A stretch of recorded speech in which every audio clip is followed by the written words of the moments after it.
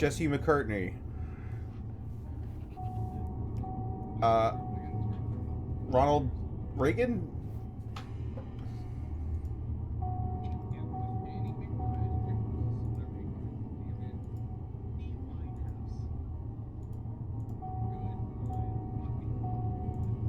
Rest in peace. Sheryl Crow. All right, so good news, everyone.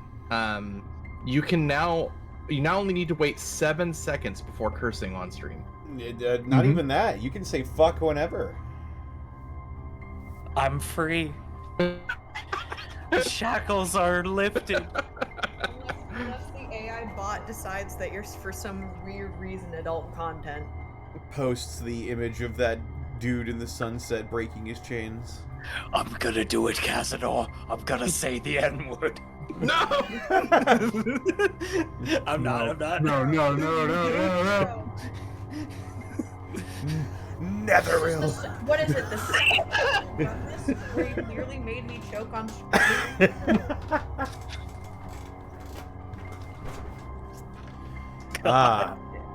But welcome to another exciting edition of Kazador's Guide to the Cosmos. Hi, where chat.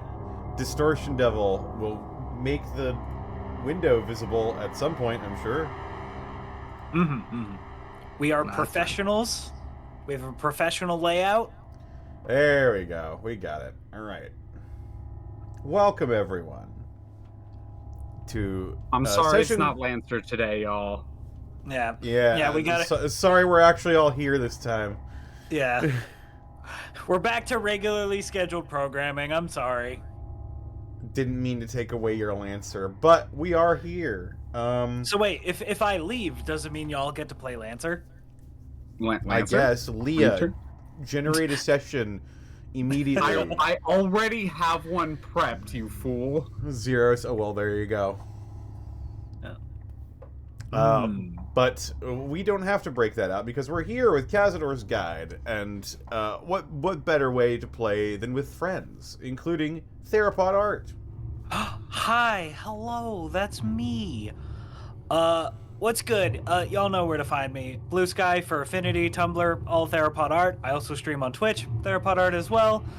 Lizard Fun Bags if you want to see the naughty stuff. I got a little subathon going on. I'm taking a little break from Dead Space 2 because I'm a bitch baby coward, and instead I'm playing Space Marine 2. Which yeah. Other than that, art and stuff as usual. Commissions are open. If you give me money, I'll give you some art. Yay! Other than that, you can catch me on this channel right here on Tuesdays for Vecna. I promise that game still exists. I promise. It'll happen. Me too. I have nothing to do with that game, but I still promise it exists. It exists. You can also catch me on Thursdays over on Burnout Vaughn's channel for Pack Tactics, where Zan died. No. Well, guys, I guess we're having it's time some for connection Lancer. issues, but yeah. All right, Lancer, it is. Yeah. Okay. No, I'm pretty sure Zan was just restarting the internet. But yeah, that's me. Thursdays Pack Tactics, and Fridays this gestures to everything. That's me. Yeah, and since Zan is no longer here to say his piece, Saris. Saris, make a pilot. You can find me all over the internet at XanillisGrimm.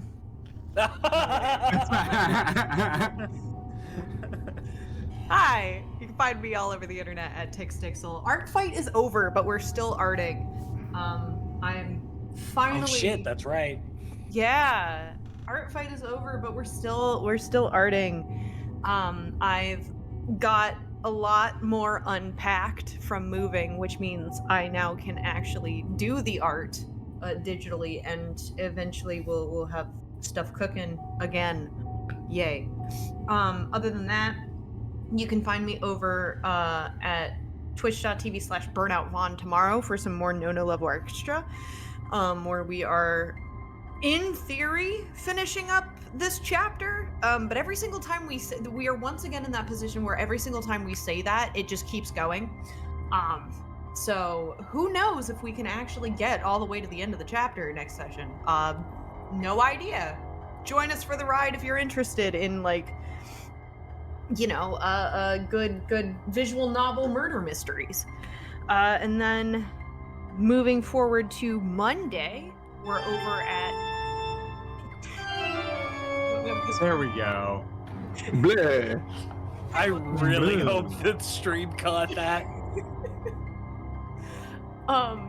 But on Monday, I believe, unless there's a change of plans, we're gonna be over at the Amusing Thalia's channel playing some more Deltarune.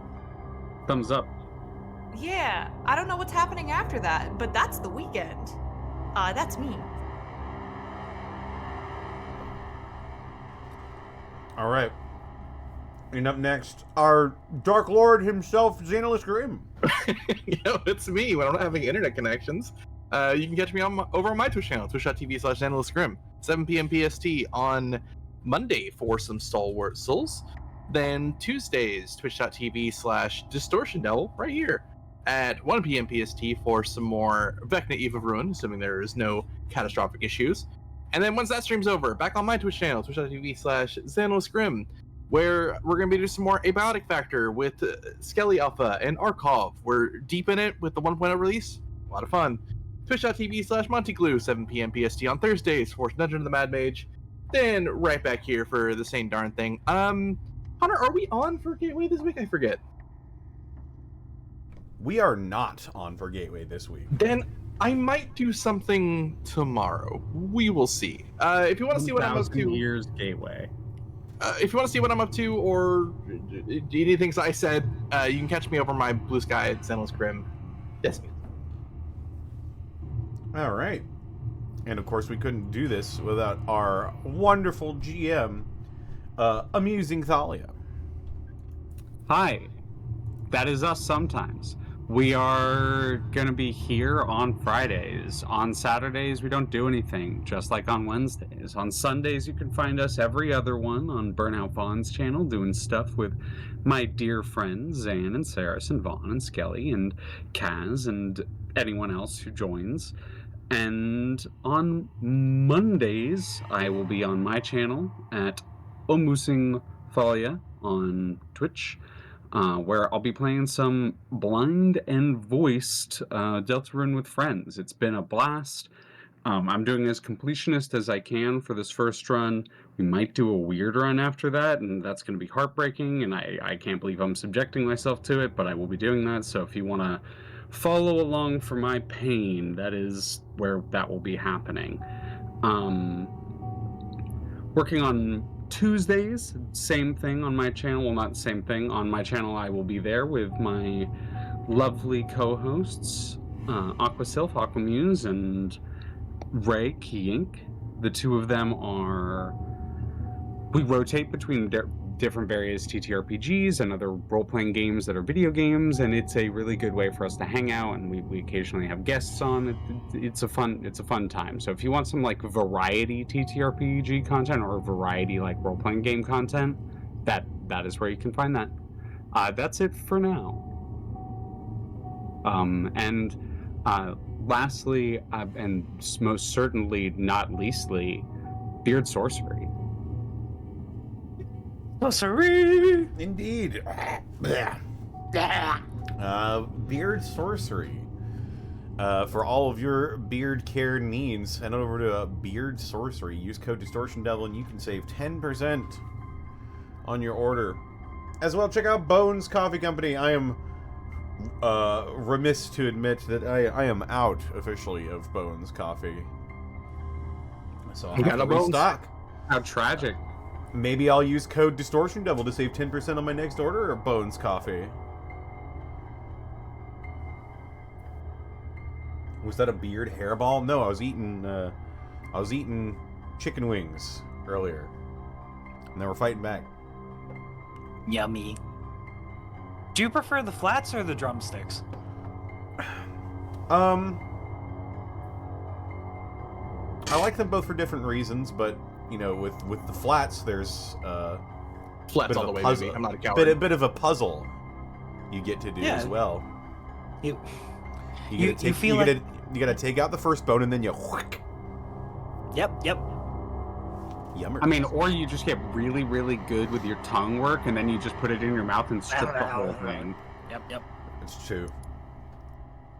Yummy. If you can't clean a chicken wing in one suck, you're weak, and natural selection is coming for you.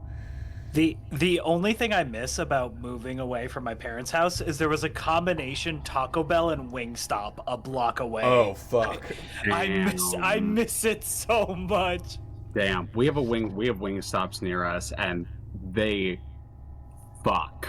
We get them regularly. But yes, that is, I think, all that I've got here. We'll be playing some Repo shortly after this on the channel, but for now, let's go ahead and get into tonight's session. Let's do it. Without any further ado, and as usual, feel free to interrupt me if you need to for any reason. But unless one of you does so, I will begin.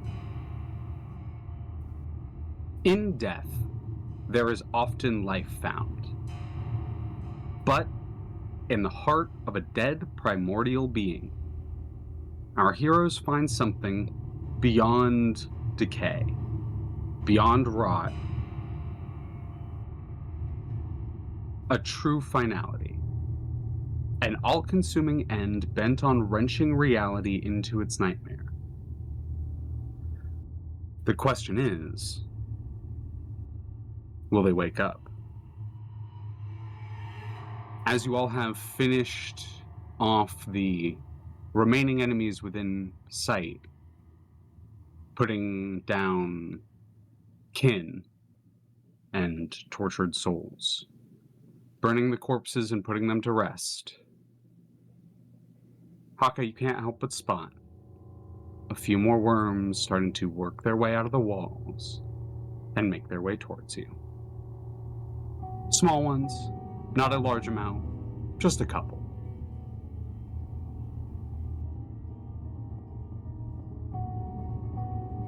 What do you do?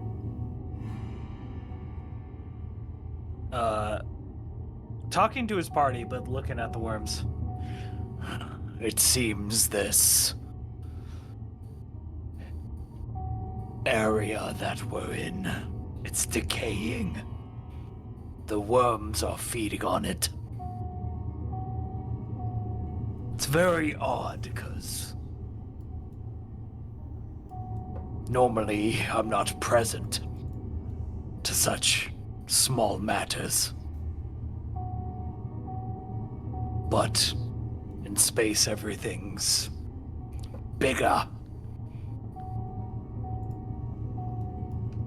What do any of you know about star spawn? Hey, I know. Mm-hmm. Yes, sirs. Can we roll? I believe anyone who would like would be allowed to roll various checks. You could roll Arcana, Religion, or History. They would get you different things. I'm just gonna make the executive decision for Hakka that he has no idea, and he'll say. Hakka, unfortunately for you, you can make a roll. Yeah, okay, I Unless figured. you get a choice. One thing as well, Hakka, will also give you the choice of, and this would be in addition to, rolling a medicine check, depending on how intently you're inspecting the infestation around you. I'll do medicine. Soft 20. A flaccid 20. A flaccid 20.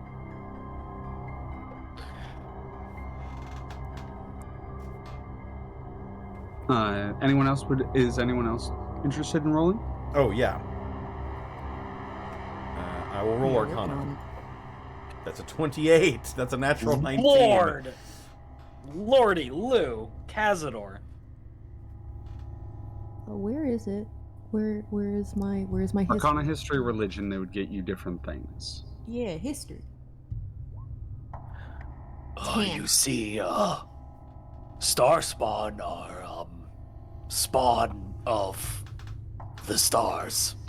Yes. I will say this, Hakka. everything that Kazador starts reciting and like explaining and like detailing out feels familiar to you in a way. Feels like it's something you've heard before or knew maybe at some point.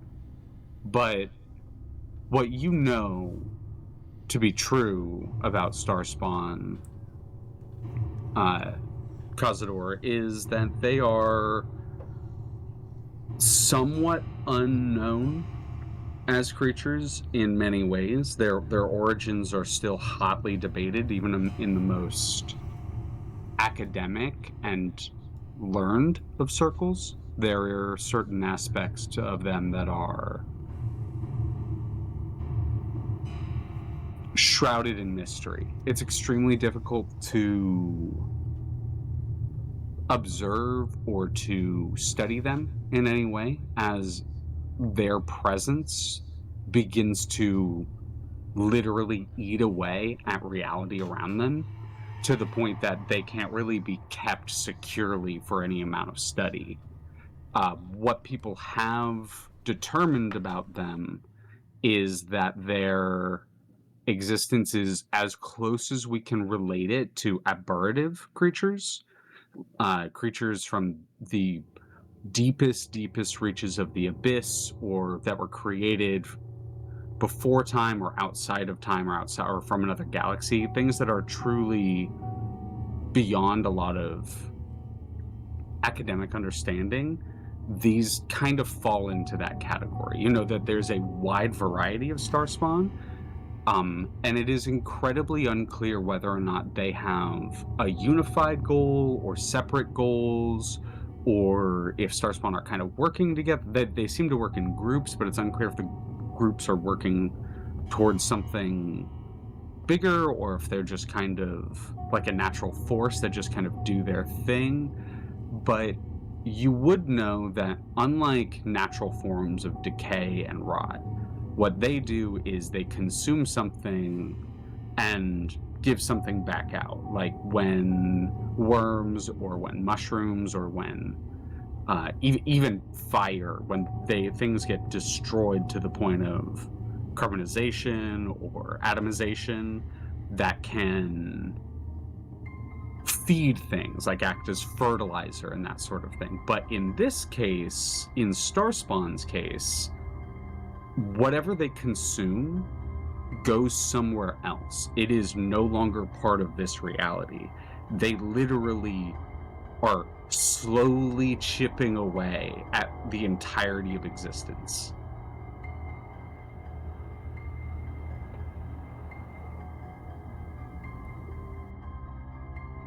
Only things that I've heard.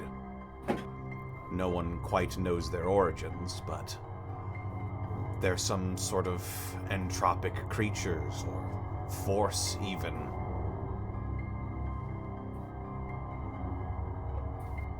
Not particularly well known. That being said, you can find stories and legends of them back at the cage. Sickle's full of rumors and tall tales, of course. Starspawn are different. Make note of the Gith that were here a moment ago. The body's not their own. Something took over them. This worms, they took control. That is what I'm worried about now. If this is a body of a celestial, as I've come to know it, believe, if these things can control Gith, specifically ones who have trained their minds against outer influence, what could they do against a creature of a celestial that we are currently inside? And it's almost like as you're saying that, Hakka, you've kind of kneeled down and you're inspecting in front of you. And it's the strangest thing. These almost vein-like tendrils have worm-like texture and appearance, but they spread and split and branch unlike anything you've ever seen before. And they seem to have worked their way through the tissue and through the sinew of the part that you're in. And the odd thing is that, like, it's definitely eaten away at the parts where it's, like, filled back in. But it almost seems to be, like, reanimating it. And then, as it's reanimated, as it's brought back to life, then consuming, or then latching in. And the parts where you can see, like, a little bit of twitch in the muscles are the parts where it's sort of grown the most. And the last thing your medicine check would determine is that they seem to be heavily clustered around places of crystal, and the crystals seem to be much smaller than the crystals you've seen in places where there aren't these sort of growths. And it's almost like in response to him saying that and you learning that, there's another, as the whole room around you seems to flex and convulse for a second. There's another pump of that gaseous mirha that washes through.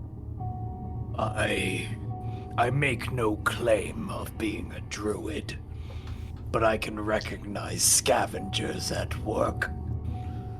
However, this is an alien matter. Unlike the worms of home that would take a corpse and over years turn it into dirt, it seems these worms are hijacking the material that they are consuming. Maybe more so they're like parasites than scavengers. This might be how they procreate in a way, but regardless, their nature notwithstanding, if they are trying to take control over the celestial body, we should try to find the core of the brain of this former celestial and stem it, if not cure it. We should start by cutting off their food source, so that is a good course of action. Also worth pointing out, the crystals from where we entered were much bigger, and the worms were not as prescient. But that crystal is smaller and infested. I think they're feeding on the energy. We must press further. It does seem to be consistent, at the very least. Sorry, Zan, what was that? Oh, no, go ahead. I was just gonna say, as Hakka kind of draws your attention, Xoruk, to the crystals, you can't help but notice a lot of similarity between the crystals here that are being fed on and the crystals back in the Gnosis cluster.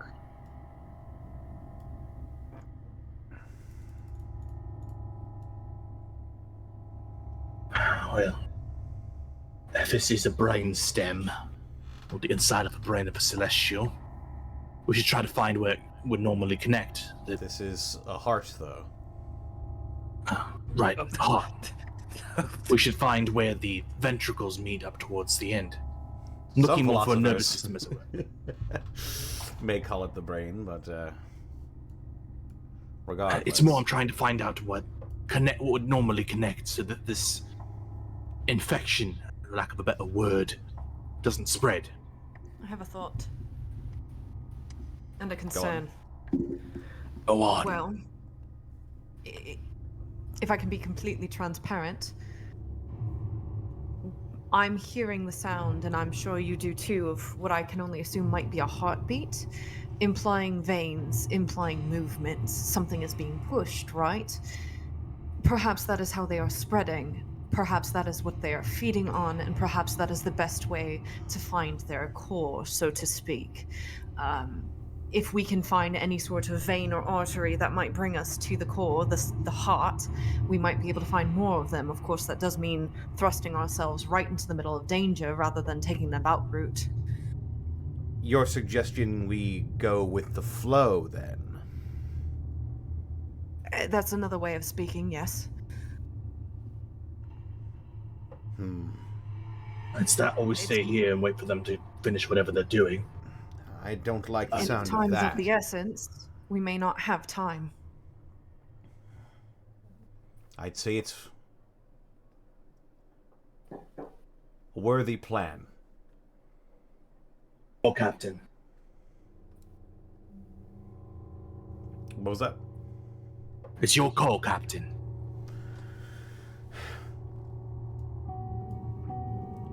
Let's proceed with Vex's idea. Let's try to find where the motion of this pumping is going and follow it. Perception check? Yeah, I was going to say, roll me perception checks. You're going to get a certain amount by base, Hakka, but still 19. roll me. Which is rather low for Hakka, but a 19's a 19. I forget. Do my eyes of minute seeing help with this at all? I would allow you to roll an investigation with advantage because of that, Okay. rather than a perception.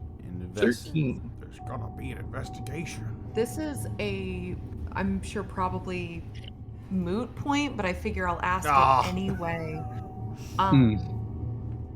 If I were to, I know this is an incantation that just perpetually, an invocation that perpetually,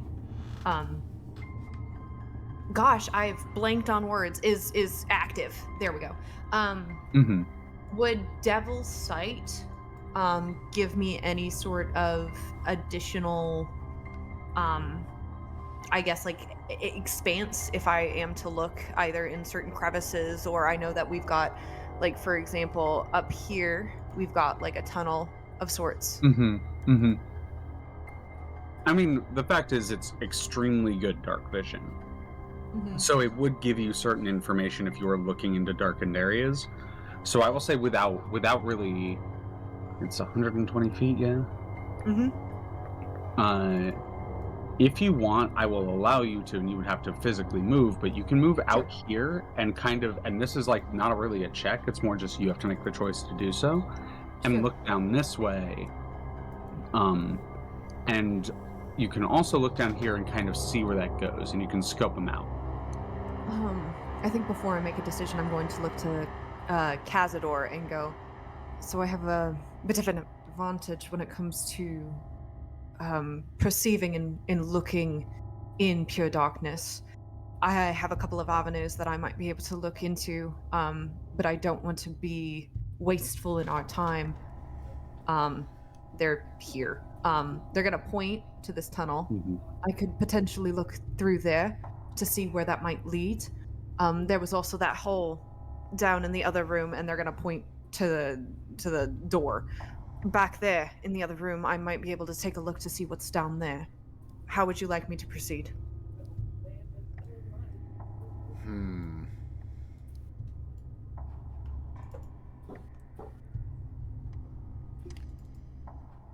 Check the hole. The rest of us can look down the hallway. Understood. And if I understand correctly, just for clarification, you mean this one, correct? Okay. Then Vex is going to come here. And I'm going to do a look. Perception? I believe, just to clarify, I believe Kazador was asking you to look at the hole, and they will check the hallway. That's what I was double checking. Sorry. Yeah. No. I'm pretty, I just wanted to double check as well. Okay. Then All right. In that case, you're going to look down there. I will say I'm going to use Hakka's perception check for looking down this hallway then. Sure. And I will use your, as well as the perception and investigation. I'll kind of add that up. Vex, as you look down this hallway, because you're going to get certain base amount of information as is. The perceptions are to sort of determine certain aspects of things a little bit above board. You see not a ton. The hole itself seems to lead kind of downward from the plane that you are currently on, but the planes are very conceptually weird because it is a three-dimensional space and you can kind of make gravity wherever you want it to be. But it is a smaller tunnel than a lot of these larger ones, probably like a smaller capillary of some kind that's been almost seems like it's been widened out, kind of like how a stint works, by these worm-like veins. And as you're looking down into it, you notice that there's quite a bit of movement, both from like the strange worm-like tendrils, but you also notice quite a lot of them at the far end of the tunnel, almost like one by one popping out. And you see a couple of those like piles of worms starting to form on the far end, almost like waiting in anticipation. I'm gonna use my earring and connect with Kazador and relay what I'm seeing in real time.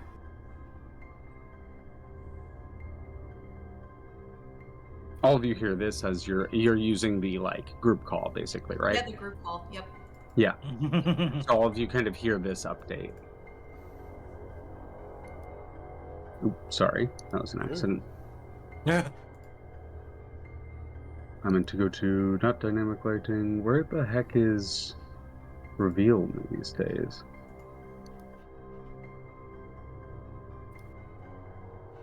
Huh? There it It's is. okay. Take your time. I was just like, where? Oh! Fuck, I did it again. It got real dark. Every real time. fast. Every time. I'm so sorry. okay. It is You're the fine. curse good. of the Roll20 light. I'm shaking your hand, Leah, so hard. I've done this. I've been doing this for what, 20 years, and every time they change, not 20 years, but you know what I mean. And every time they change the like way it works, I'm like, how do you do this again? I feel ancient right now.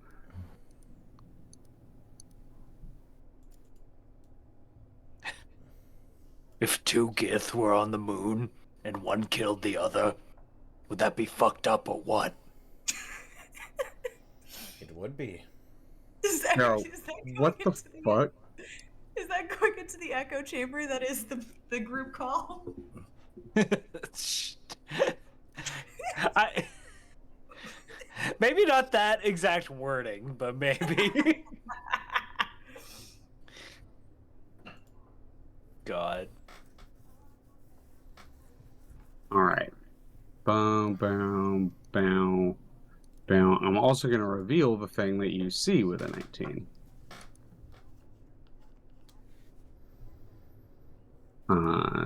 And because you see it, you're not caught off guard. Oh. So you look down the hallway, and as you kind of peer around the corner and your eyes sort of adjust to the light, because there is a vague amount of light that's being exuded off of the crystals, you notice tucked down below, kind of not trying to hide a little bit, but mostly just like using the crystal for cover, is the archer, the Gith archer that you all were fighting last time, who, as you turn the corner, immediately turns to you and is going to fire 3 shots. Ah, damn. Okay. You are within range, held action. Yep. 18 armor class. Mm-hmm. Boo.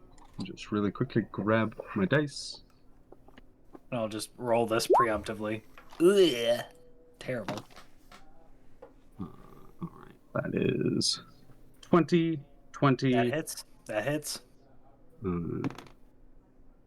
And a 15. 15 does not.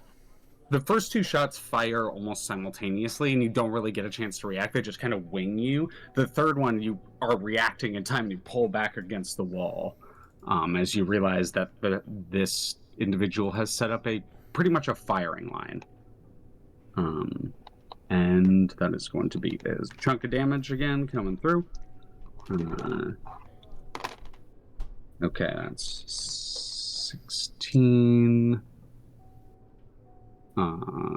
20 points of force damage, and then...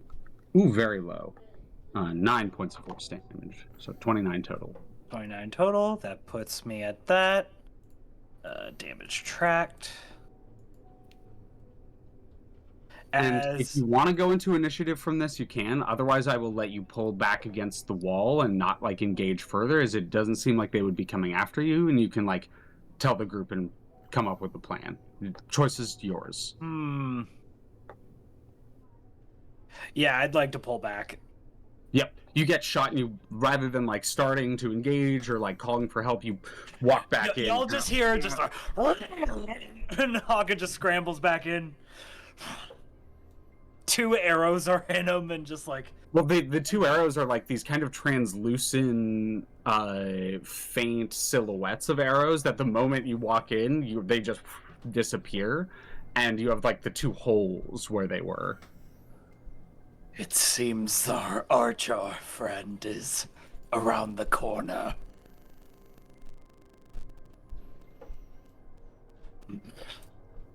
Wonderful. 1 sec. Give me a moment. I'm gonna do a 4th level Cure Wounds on myself. All right, 2d8 per level, so 8d8 from that. I'll just roll this. 8. We're not using 2024 rules. We're only using the 2024 rules that I like. That helps a lot.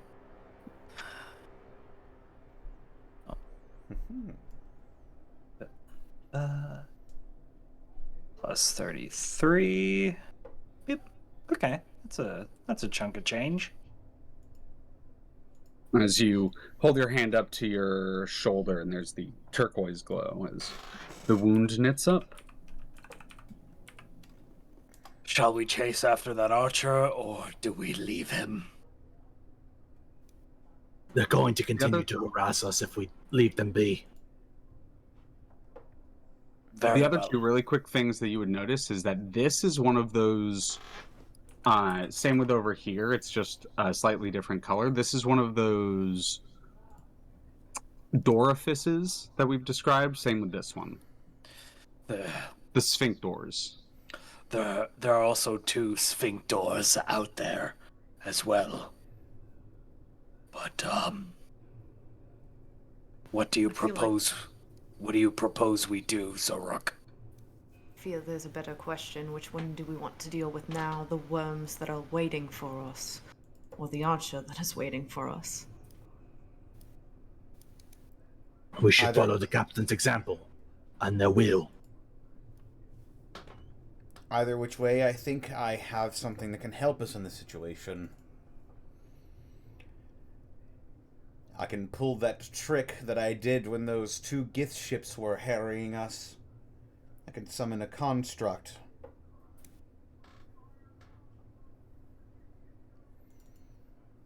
We can have it go down the tunnel ahead of us and intercept anything that might be waiting for us there. Or I can use it to distract the archer. And either way, we'll have it for an hour.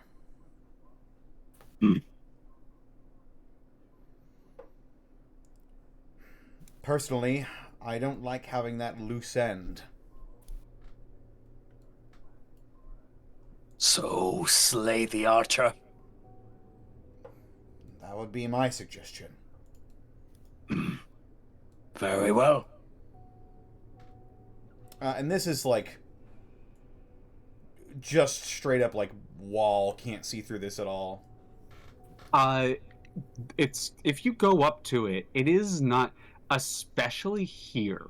You notice a distinct difference between some of the tissue lining, and a lot of the tissue lining has calcified and or petrified to an extent. That's kind of what gives it its stony like texture. But the places in here, it's grown kind of soft, and the walls in here look almost eaten through to an extent. Roll me an investigation check. Okay. Again, with advantage because of your eyes of minute seeing. Yarp. My little, my... Oh, what's it called? My monocle, yeah. Mm-hmm. There's gonna be an investigation. That's 17. Right here, you notice that there is actually, and it's kind of at a weird angle, but there's a gap that you might be able to widen or slip through if you're acrobatic enough.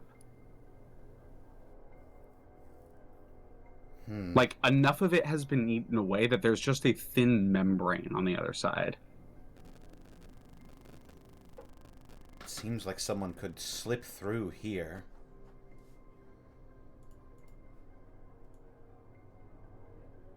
I will mark it.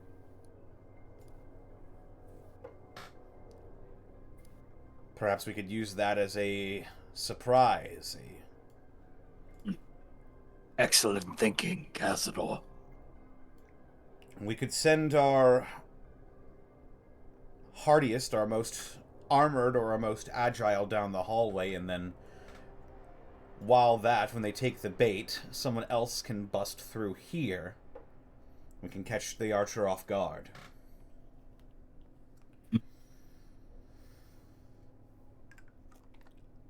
Who among you thinks they have the best chance at deflecting or dodging out of the way of some arrows?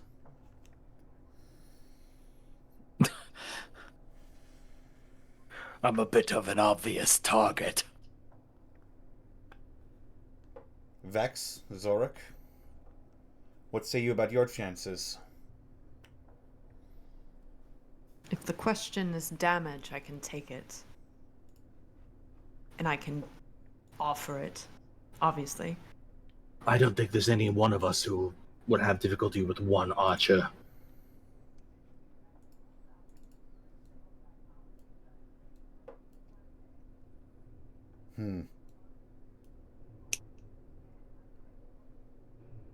However, given my familiarity of this heart and the abilities to move around it rather quickly, I would volunteer my services. Very well.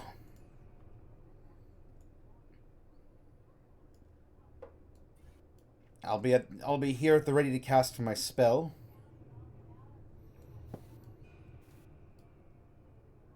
Our archer is going to be watching that hallway. We need to time. Go ahead. We should time our advance for whenever he readies his arrows. It will not fail me. I will bring them low. No follower of Zerthamon deserves such a fate. On your ready, Captain. He nods and motions for everybody to get into position. Feel free to take it as you guys would. Whoever wants to act first. This is y'all engaging and y'all initiating. Hakka pulls out the battering ram from the bag of holding, like, do we want to... Oh, okay.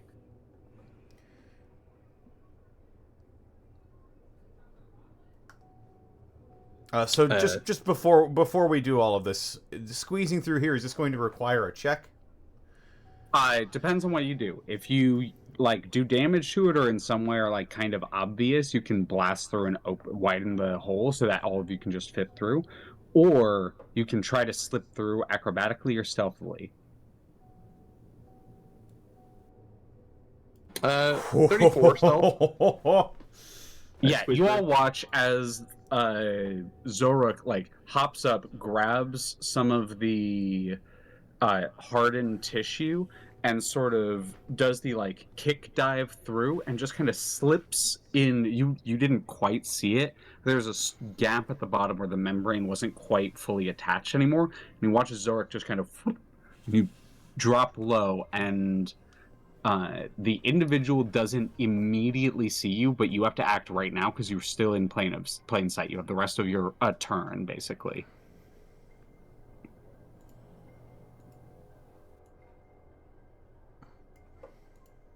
Xoruk, this is on you.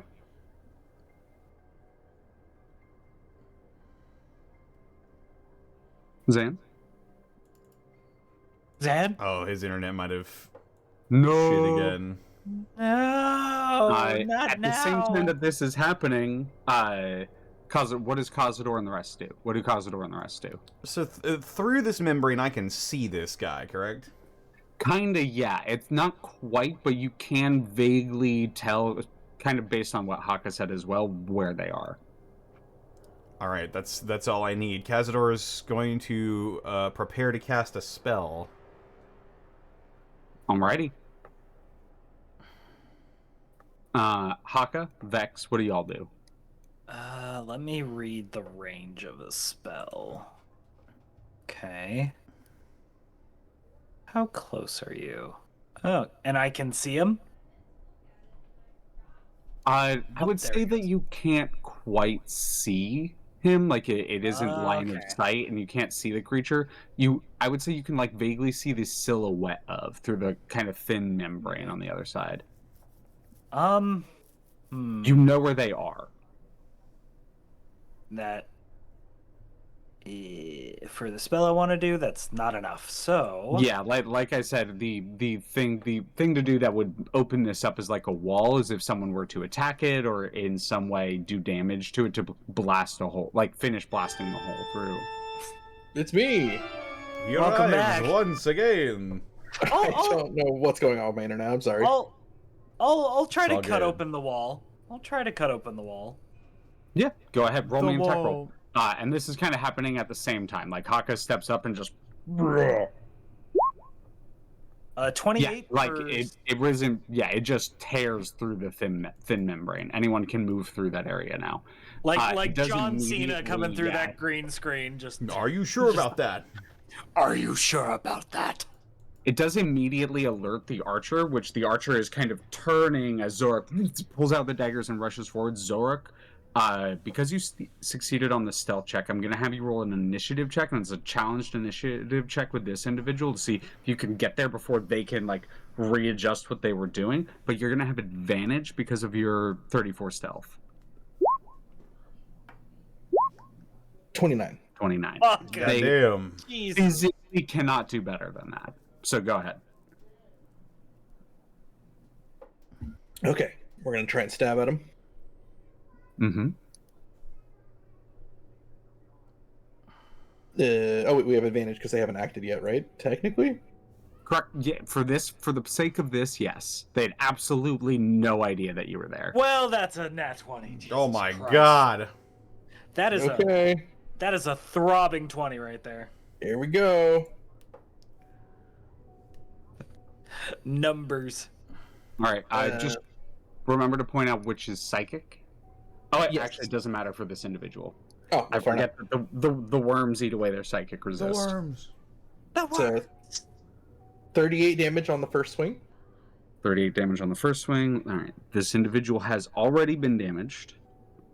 And they have not, but they've only been cut a little bit, but they have not had a chance to rest. So the little bit of damage they have been dealt is still tracking. So that was 29, 38.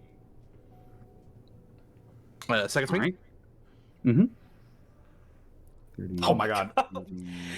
The thing is, you don't even need to roll these 20s. They're just No. they're just, you automatically crit already. Like, you just need to hit. Oh my god. You're critting yourself. Yeah, this individual is very tanky. 17, another 17. Zan, it is just your luck to make a character that automatically crits, and then you roll 20s on the dice to hit. You've done a nice amount of damage to this individual.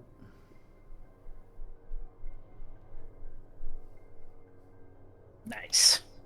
All right, so you rush up and 2 slashes across this individual low, leaves them bleeding and stumbling. And now I'm gonna have everyone else, along with this individual, roll initiative. Let's do it. Another 3. Wow. Hakka's doing great today. 7. Just give the battle tactician to Vex. I'm slow. Hakka's slow. Hey, there we go. I also only get so many of those per day, and we're only fighting one dude. Wow! What? Zan's back again. Zan, your internet. Zan? Oh Zan's wow, this down. is a special kind of internet hell for Zan today. Oh, no. I was gonna make a joke about him being multi-classed as a rogue. Mm-hmm. Yeah. Yeah. The Yeah. internet keeps stealthing. Yeah. He's hiding from the internet. Chat, this is why you get fiber. Saris, you would be able to act before this individual goes. Okay. Because I think it makes sense for Xoruk to get a chance to act, because Xoruk, literally, you were like, okay, who's gonna... And they just went, whoop! Right. Xoruk, kill that guy. So, I think what we're gonna do, I'm gonna slip through the hole. I want to check something. Because it was attacked, it's no extra movement. You just can move through. Yeah. Yep. Yeah. FBI, open up!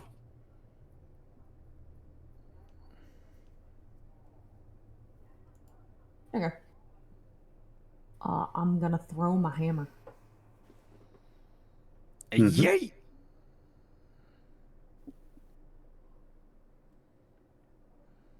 I push through. I push through the. Is it slimy? Is the membrane slimy? It is unfortunately slimy. Like when you were at the entrance and everything was like kind of dry and petrified and honestly like a little like walking through a cave, like a cave system. Here it is like wet, but it's still kind of like crunchy to an extent. Great. Fantastic. It's really unpleasant. So I'm gonna slip through, and as soon as I get into the clearing, I'm gonna throw my hammer. 24 to hit. 24? Yeah, absolutely. Cool. Plus the extra that comes with it. So we're gonna do damage.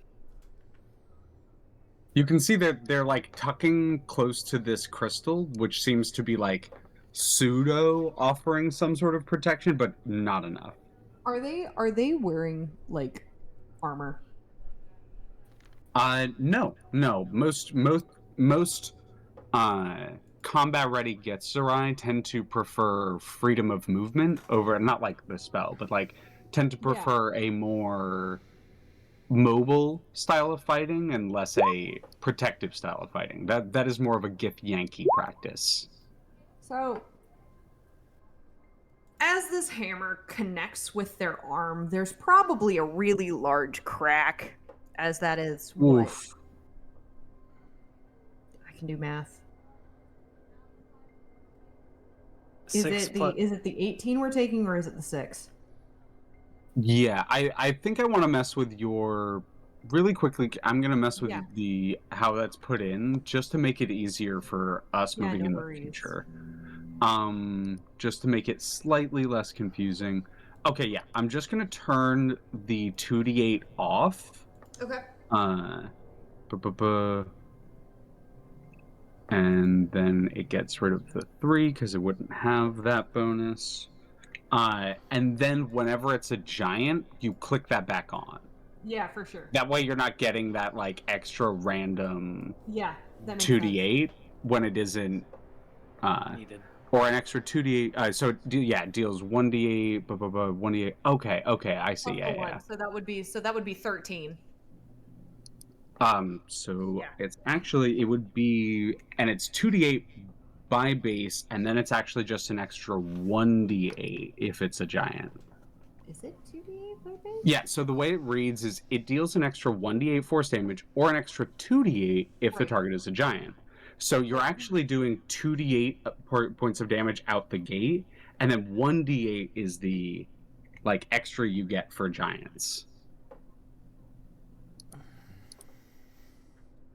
All right, so roll that damage again. I will mess with this at the break. I fixed it already. Roll it again, damage wise. Okay. Should just work now.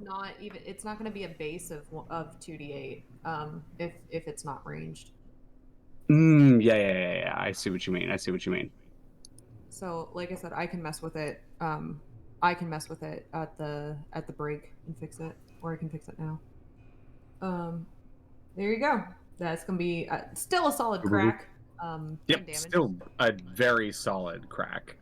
And it should be fixed now, and that way you just roll the extra 1d8 if it's a giant. Sure. Boom, cool, done. So that plus that. What level of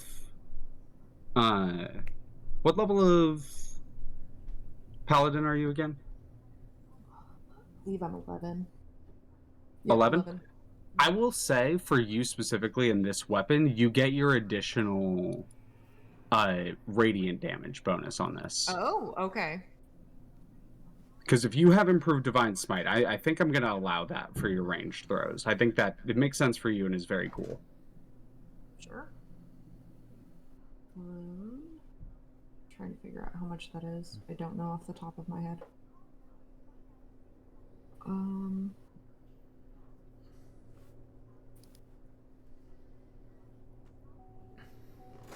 So would I'm that be an just going to additional- take that extra 7, that 1d8 above, so it's 17 points of damage total.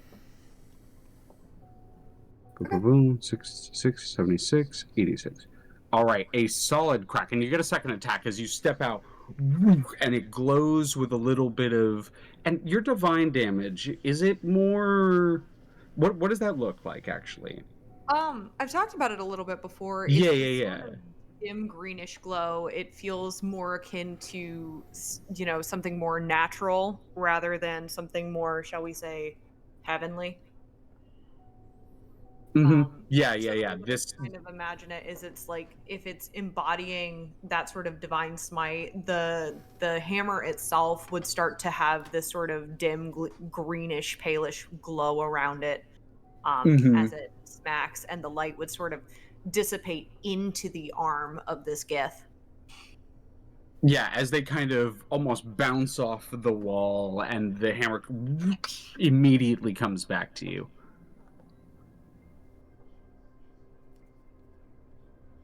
And then we do it again. I don't see We'll a fucking reason do it not to. again.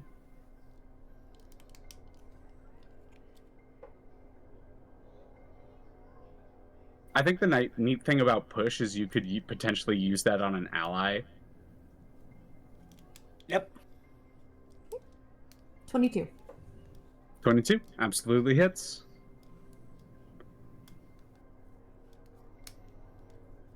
So at a base, that's going to be a 14.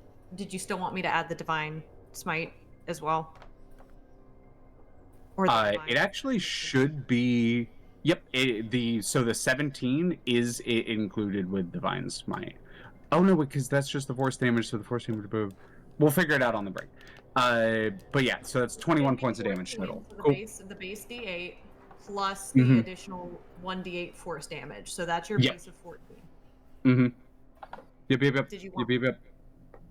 Did you want divine as well or no? Well, because it's going to be 10 bludgeoning, 7 force, 4 radiant, 21 total.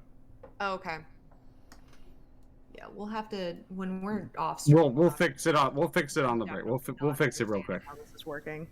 Yeah. We'll fix it real quick. But you're dealing a chunk of damage. 21, 107. Alrighty. As the individual is rocked by your 2 hammer throws, I'm gonna Xoruk. It would get a second turn basically, and he's already rolled his attacks. I'm just gonna roll his natural 20 damage twice more because he would get 2 more of those off. Right. That's gonna be 12 plus that plus an additional. What's an additional 8d6 total? You said 8d6? Yep. There you go. Wait, you're here? Now he is. For now, I am here. Okay. Who knows?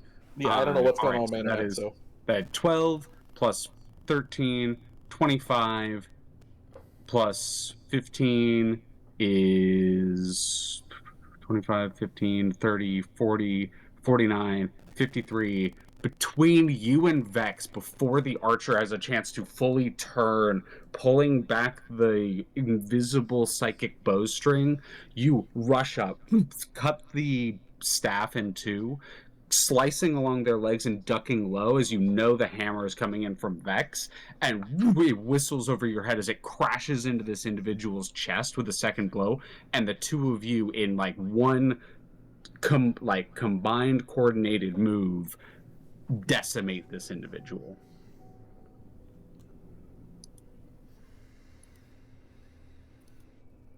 They're gone. Enemies down, Captain. Good. Excellent work. There goes our loose end. Xoruk's going to take a moment to lob off the head and carve open the chest. Mm-hmm. And he's going to inspect the brain and the heart to see if any of these worms are skittering about in there. Medicine or investigation with advantage because of how thorough you're being. 23.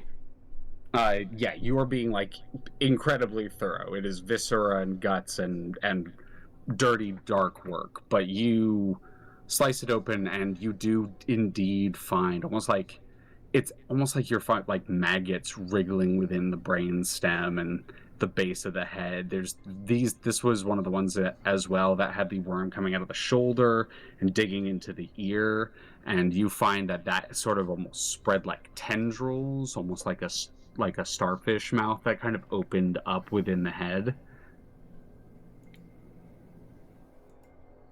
Do you want me to cremate it? I'm more trying to understand how this thing's going to operate if it's trying to take control of celestial body parts.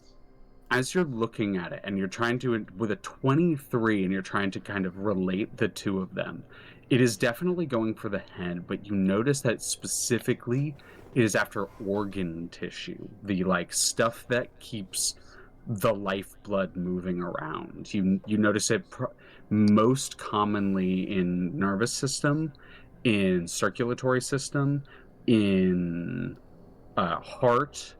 This thing is trying to take control over the whole body, not just one part of the organ. Leads me to believe it's trying to become its nervous system, as it were. That is a very good jump to make. You feel very solid in that understanding. And he'll discard both body parts before letting Hakka burn the body. And you notice from like underneath the door already, right as you're getting to it, some of those worms beginning to move towards the corpse. A sacred flame. I begin cremating that bitch.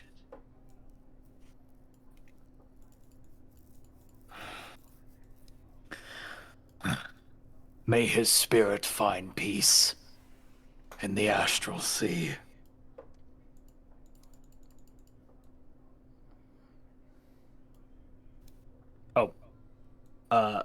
Put me actually back there.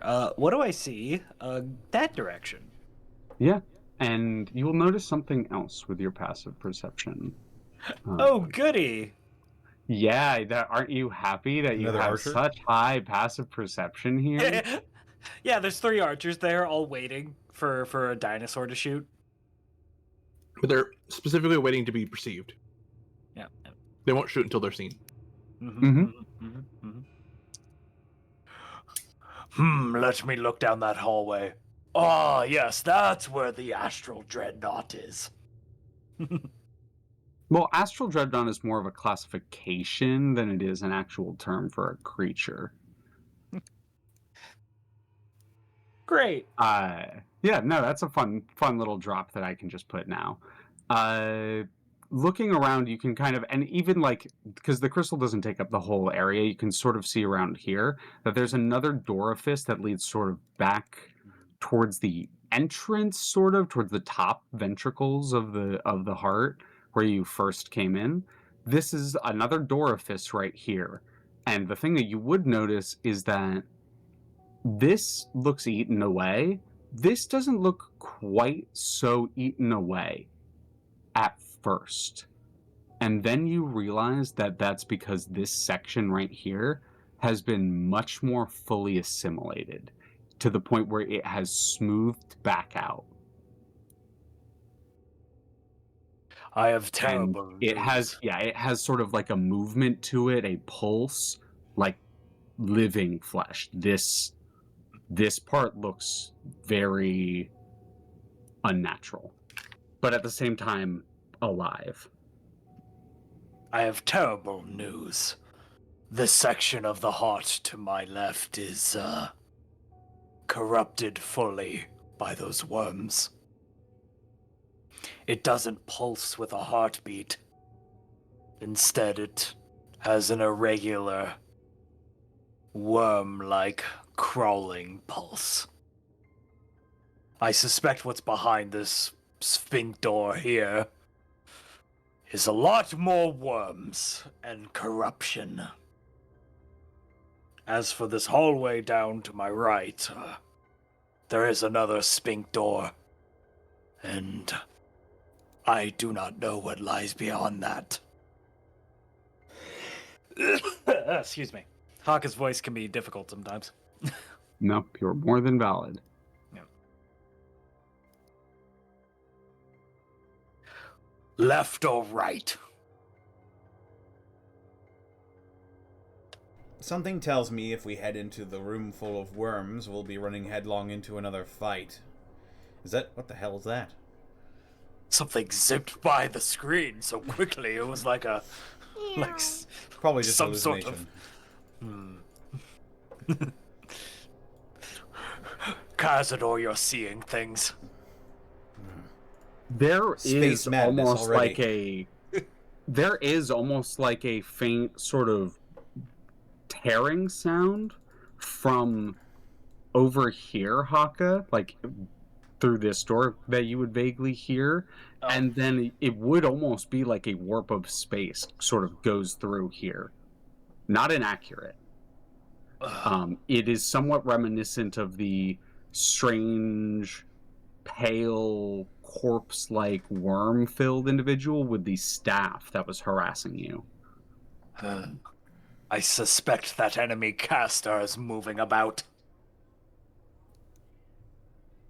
As you all are talking outside of here, a voice would appear within all of your heads.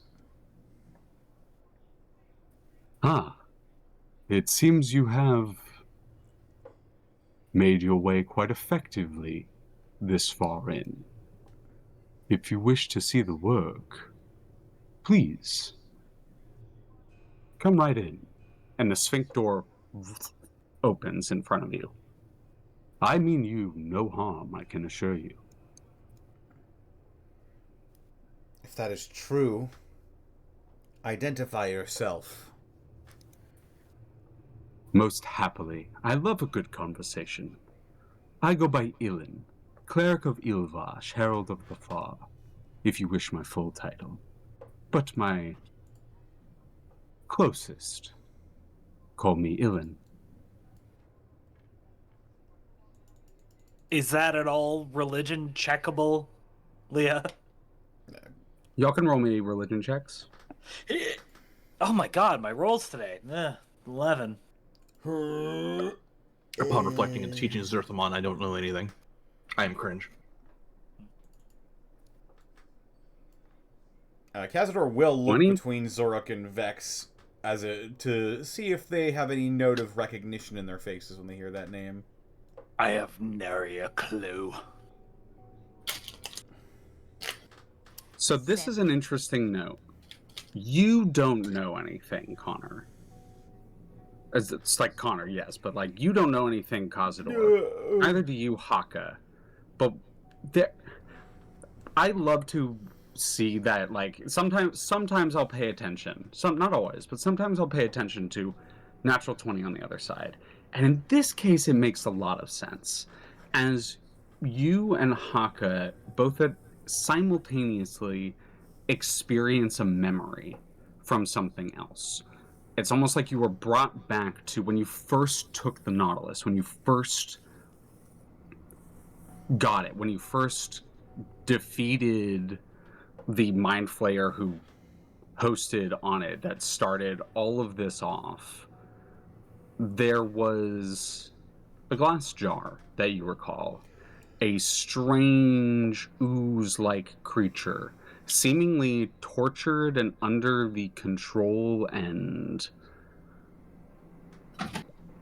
for lack of a better term, experimentation of the Mind Flayer that you stole the ship of, Ibiknal. And this, it's not quite your memory. It's memories that have been imposed upon you, because after you broke this thing free, after you took this place from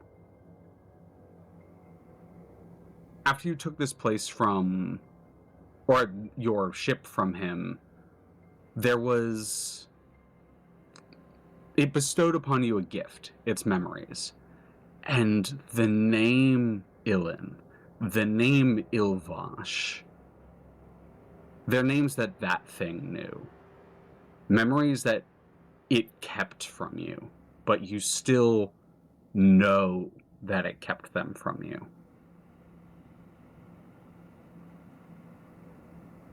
Those names were known by Ibiknal and by the Oblex you freed.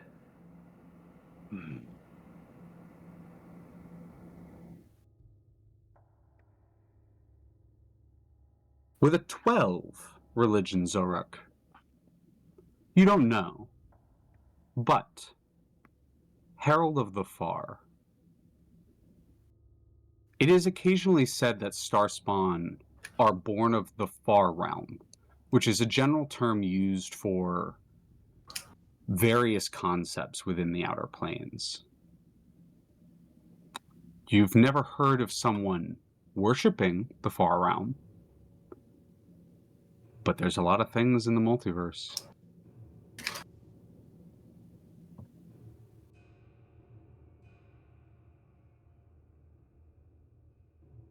Well, Xoruk will kind of look and shrug towards the group, like, no real idea.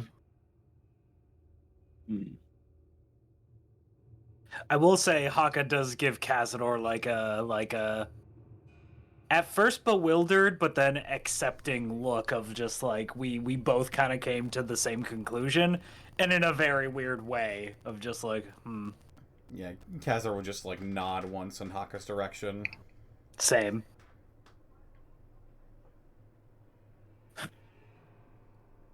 On the edge of your vision, because the sphincter is remaining open, on the edge of the vision, like just where you can see, there's almost like there's a reason they didn't build it on the map. For a couple of reasons, but I don't need to tell you those. But the main thing I bring it up is it almost looks like a two-dimensional tear in three-dimensional space. Oh, that's fun. It has a flat, both in the colors around it and and now that you kind of like angle yourself a little bit more, and the darkness within, it's too flat.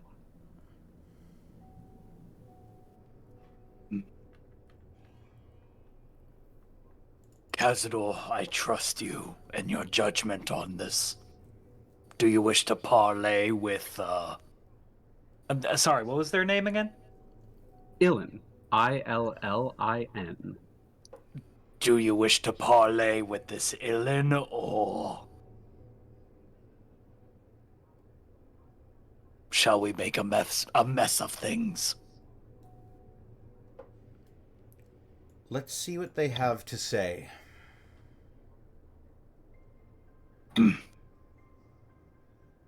Very well. I have your back.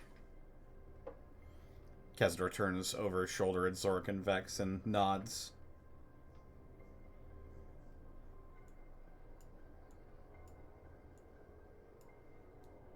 We'll follow Kazador's lead.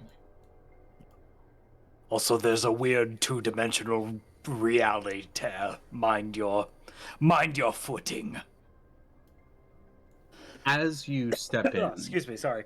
between you and the far end of the room, there is a gap, a hole, a cut, a space, a void of reality.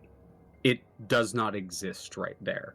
The space between it is too empty, too dark, too nothing to be real.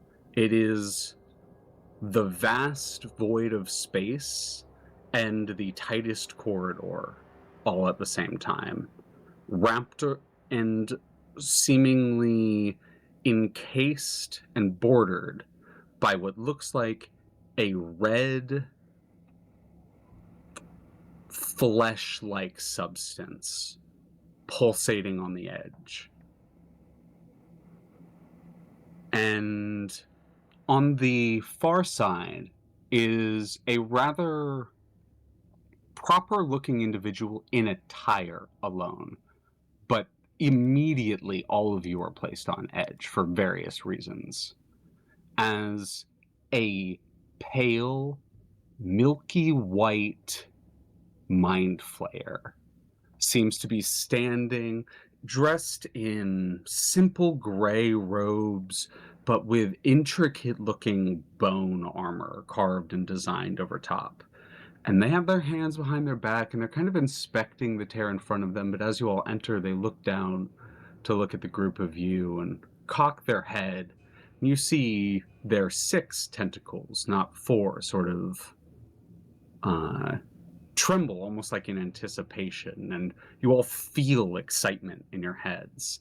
As an individual that looks very much like this, though not quite entirely, I will be getting a proper thing for them eventually, stands on the far side.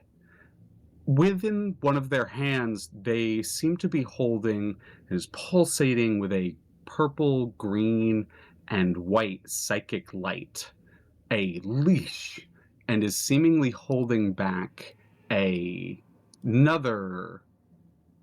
mind flayer from coming towards all of you. This mind flayer's eyes are completely pale. It lacks a certain level of intelligence that you would normally expect. It seems to have holes in it where you occasionally see movement underneath, and it twitches and flexes at its restraints, almost as if it has very little control, as a thing looks very much like this is seemingly held back by Illan towards you all.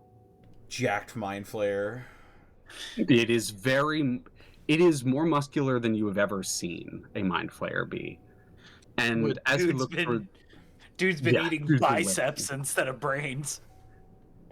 As he looks towards you and he holds back the other individual, I do apologize for my compatriot.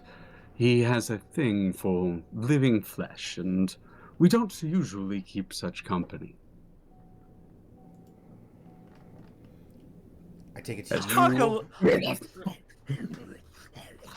Hakka just looks to Kazador, just like, not happy, but lets Kazador take the lead. I take it to you are Illan. Yes, I use the name when conversing with individuals that need individual identification. It is a name that this body has chosen. I think I understand.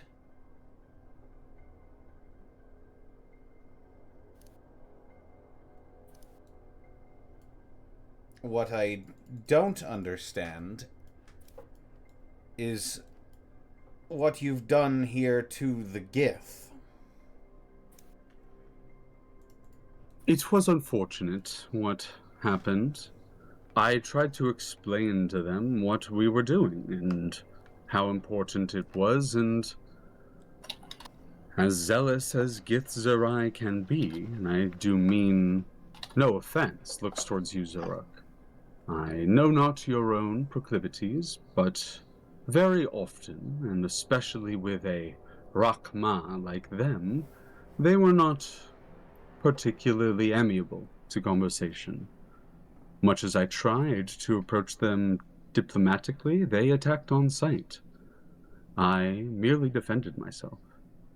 They were zealously and selfishly hoarding this, frankly, vast resource here to themselves. So what are you doing here? Reclaiming it.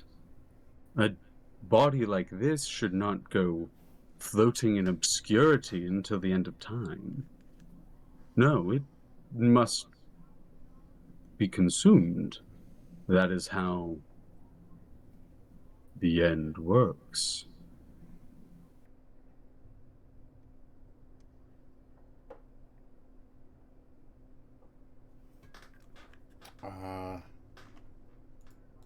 Give me a sec. I'm looking over my notes. Looks back at Hakka. You seem perturbed, friend. Anything I can do to put you at ease? That's the other one response.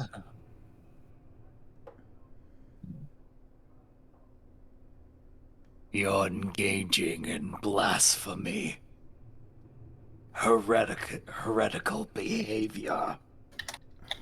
All religions consider something that is not their religion blasphemy. You would do well to question your own piety.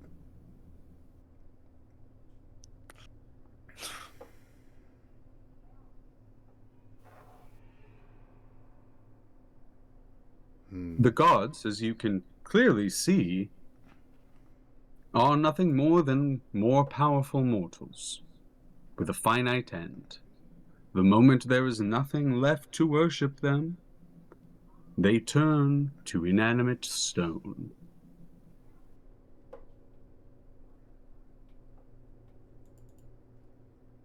As fragile as the weakest mortal. Our original purpose for coming to Parevrakal, it wasn't to rescue someone, although that's also what we were tasked to do. What was our original purpose? It was kind of to find out what was going on and to get back in contact with the temple here, and if you can, save if they're in danger the Scion. Our pure purpose was to investigate. We are going above and beyond by trying to resolve. Mm-hmm. That's what heroes do. Yeah, Kazador sort of takes a moment and thinks about all of that. He sort of looks over his shoulder at Xoruk and Vex, unaware of how territories and jurisdictions work in the Astral Sea. He's been made aware of the Starspawn and what they mean, and they have been attacked here.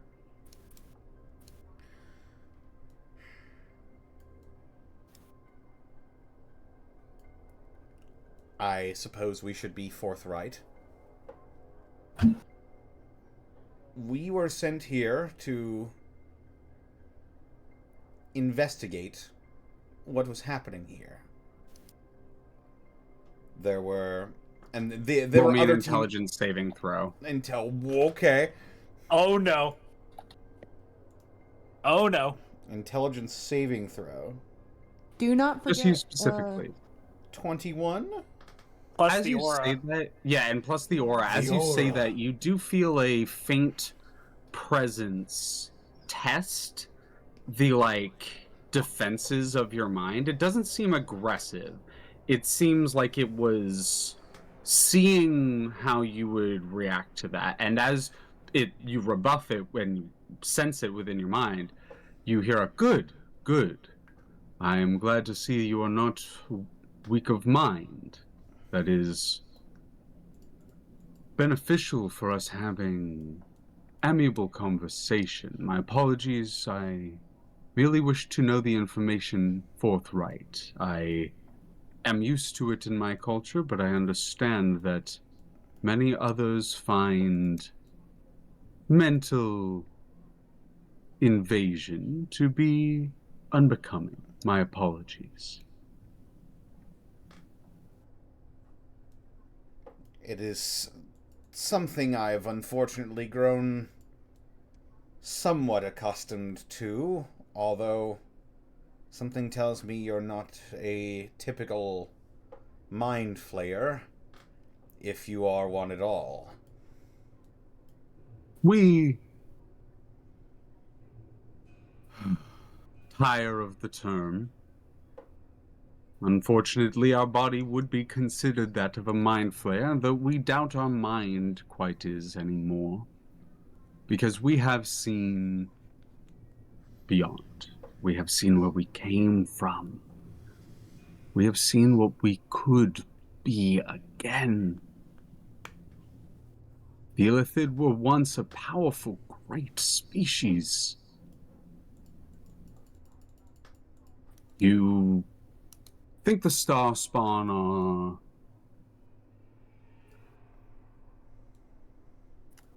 a violent and horrid thing, no? But for me, they represent the only defense that we could possibly have of what is to come. We may only do it if we do it together. And what is to come? The true end, the finality, the all-consumption. Something that will leave nothing in its wake. Kazador will sort of gesture with his staff to the tear in space. Is this a symptom of this nothing? Seems to inspect it. To an extent, yes. This is of my creation. I was the one who opened it. But it is not to spread what is on the other side, but in fact to strengthen our last defense. You seem like a battle tactician. It is intelligent, no? To gather a strong force rather than spread things out, waiting to be picked off one by one.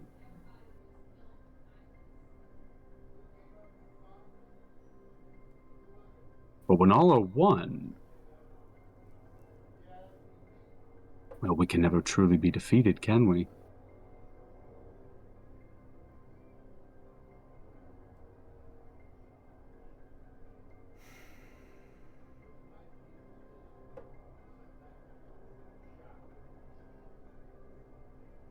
Kind of with a mental connection to Kazador.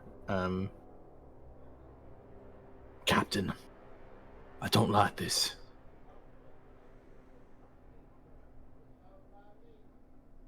You know Hakka's opinion on the matters. Captain, there are stories that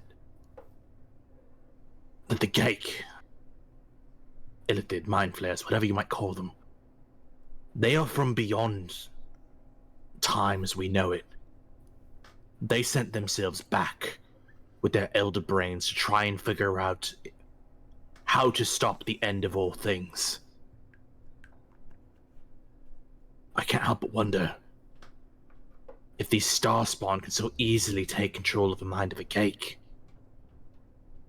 I can't help but wonder, is this what the Gake are running from?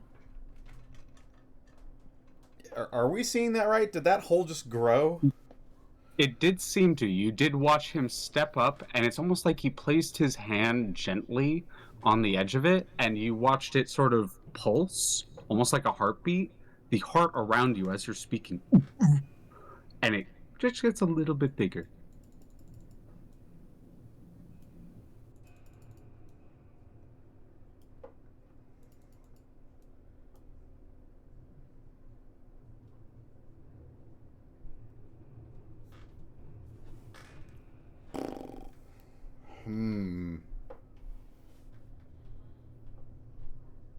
You may take as much time to discuss as you wish. Feel free to ask me questions. I'm sure you would have many. Well then, first things first. Were there any survivors of the Gith that were sent here before us?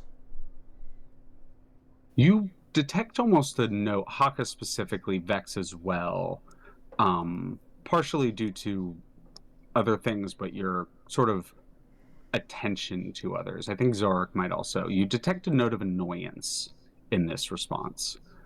There is unfortunately one last holdout that has been making our progress difficult. Yeah, I might be late to the draw. But with the comment about I'm happy to answer any questions you may have. Does the general vibe attitude that the speaker is giving off, is the intent, can I determine whether or not the intent is almost to like challenge or intimidate us? Roll me an insight check. You will get a certain amount based on your question alone, but this is always for more information. For sure.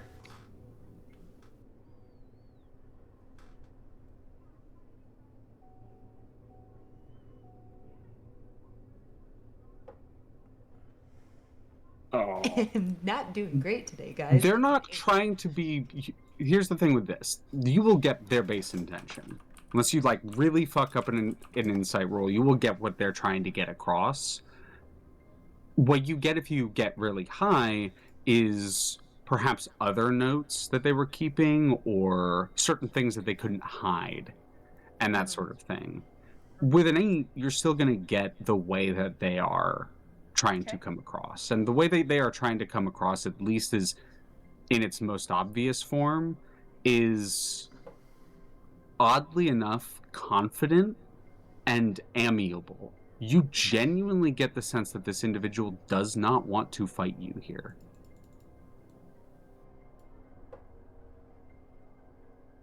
Keyword on here. You don't know their intentions for the future. I understand, but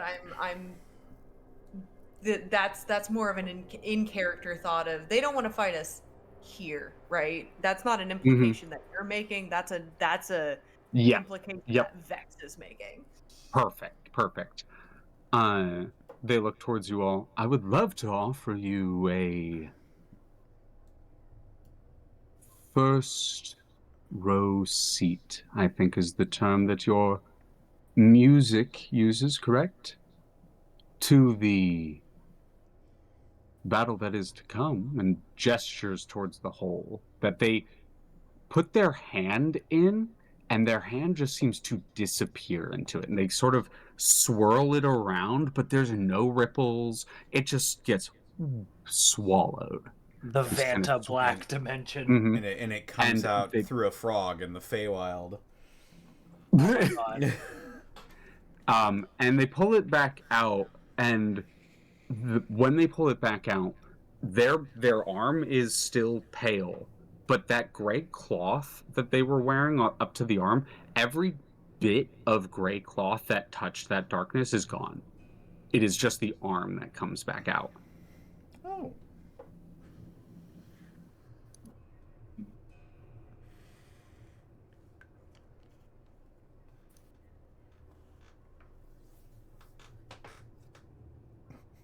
No. It sort of shudders and ripples in response to that, and they pull the arm back out. Well, if you are here, that means our fun has likely come to an end, and while I love a good conversation, I doubt we will be getting anywhere today. If you wish to attack me, my friend here will happily defend me as I leave. But otherwise, I would love to go through this portal, and you may close it as I leave. I have a question.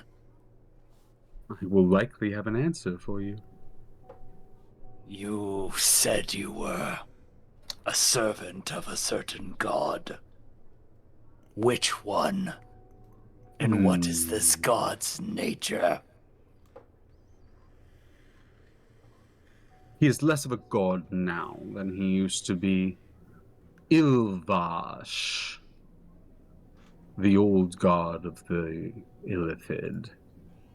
Ilvash. Purely just a powerful Illithid that has spent enough time in the far realm to understand the secrets of the universe in the end. He has taught me much. And when I consume him and ascend, I will That be that with actually you." gets like a cocked head from like Hakka, just like yeah, I'll consume him and ascend, and it's just like, oh, but yeah. When I consume him and ascend, I will be the thing that you all thank for saving everyone and everything. Till we meet again, dear adventurers, and they begin to walk towards the hole. Vex does not say anything, but the grip on their hammer tightens. Oh yeah, Hakka has not taken his hand off his handle weapon, but The other individual gets dragged in the moment the other individual disappears.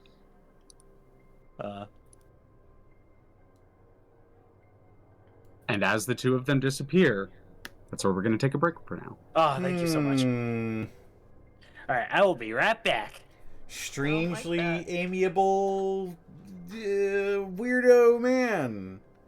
I don't like that. I know we're on a break, but I have the urge to check my own skull for worms.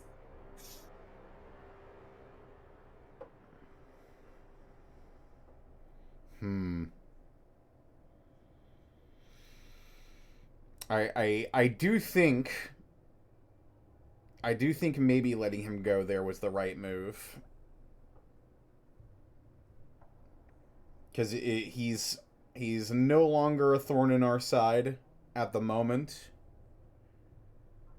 He also did confirm that there is a survivor here, so that's side goal. Like, Are they? Here's a question we should consider is whether or not that's the person we already saw. oh, the archer? No, the person that we saw leaving, hiding at the very beginning. They mentioned that they were impeding their progress.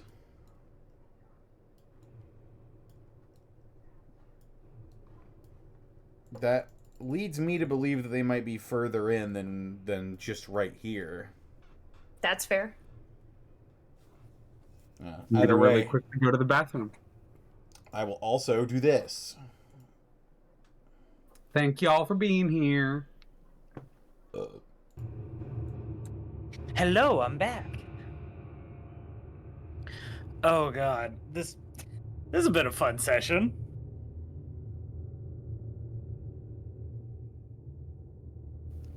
Hello? Hi, Sorry, I'm going bathroom. Sorry. Oh, okay. I'm here.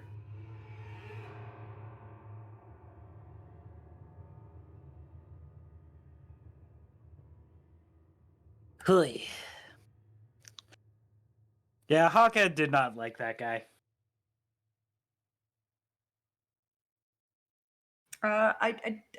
We're shaking hands.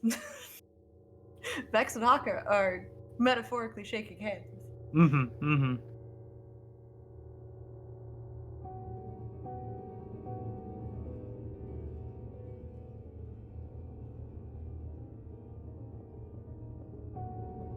But we do know that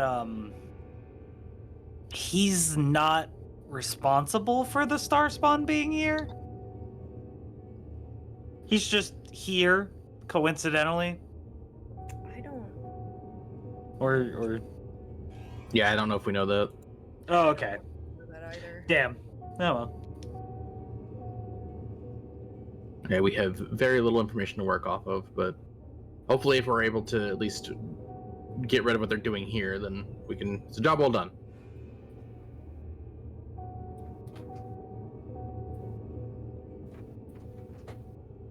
I mean, he opened the floor for questions if you had any. And Hakka asked him, because Hakka had no idea about the Illithid god, so. And now we know.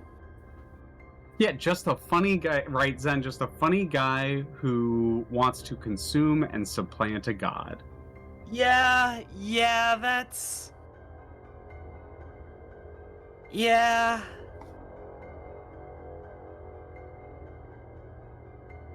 Yeah, Hakka has opinions about that.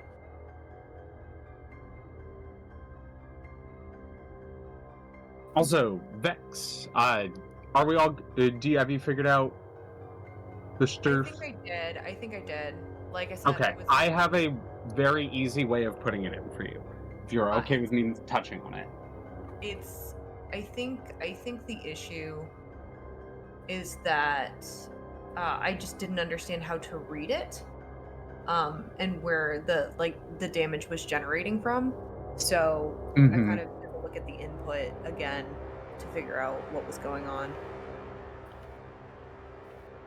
So I think I just added something. I want to see if this works really quickly while we have this chance to do so. Okay, normal roll. Yeah, okay. So first 2d8 bludgeoning and radiant damage. Second d8 is just change. I'm going to change that from bludgeoning to force because that is the force when you throw it. You get that second d8 when you throw it, and then you just add a d8 if it's giant.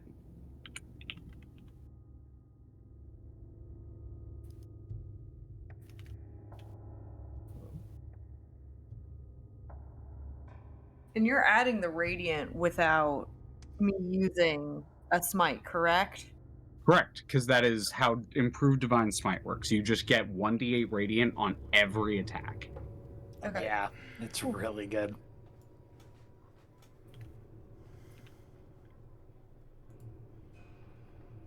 Boom.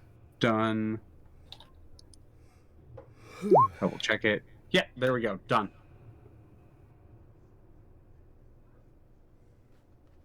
First d8 will always be bludgeoning, second d8 will always be radiant, third d8 will always be force.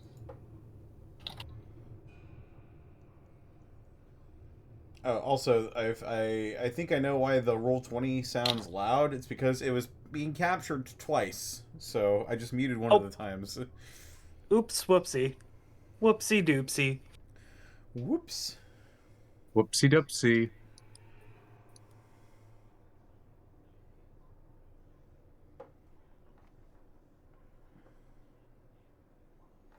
Roll20 in stereo? Yeah, sort of. Although it's already in stereo. We are now to different music time.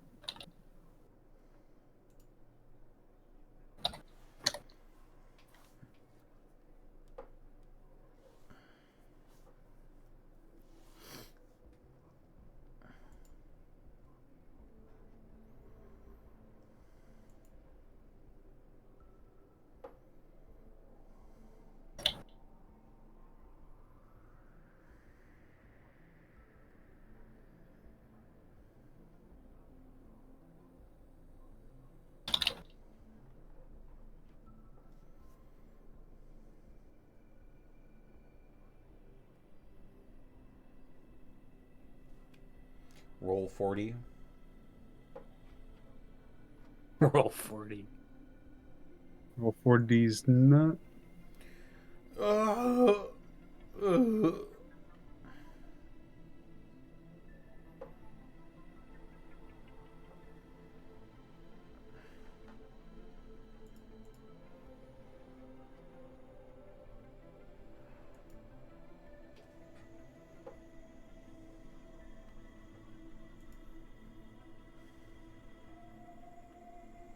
How y'all doing today?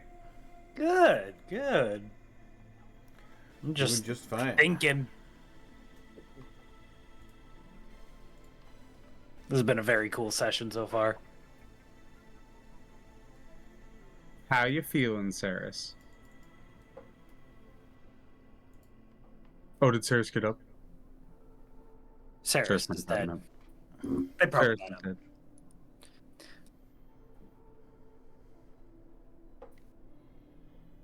Hope you're having fun, chat. Yeah, hope you're all enjoying the session so far. Spooky space worms. Spooky. We don't know. Zan, is your net stable? How you doing over there? So far, Make it's us- sounding okay. Make us Alrighty. whole. How you doing, Xoruk? How you hanging in today? Xoruk is pretty upset at everything that he's seeing, but is trusting his captain. Worms. Like, I don't want to make assumptions. I don't know if we could have. I don't know if we could have taken that heat if we started swinging. We probably could have, but I think erring on the side of caution here was wise because Yeah. we don't know what is happening. Yeah.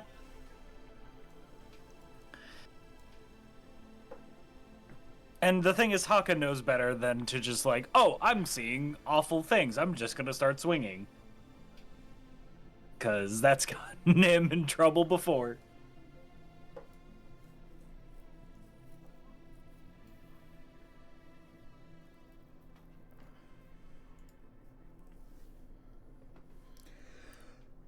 Well, when we get back into it, when we pull back in, it is just y'all. It is all y'all. You're Yep. in a room with a bunch of worms and a weird portal. So feel free to do as you wish, talk as you wish. I will Yeah. shut the fuck up unless prompted for a little bit. Yep. Been a lot of exposition this session. Yeah. Exposition on an expedition. I got there. Took a little bit. Expedition. Bit of a tongue twister. Exposition on an exposition. Exposition.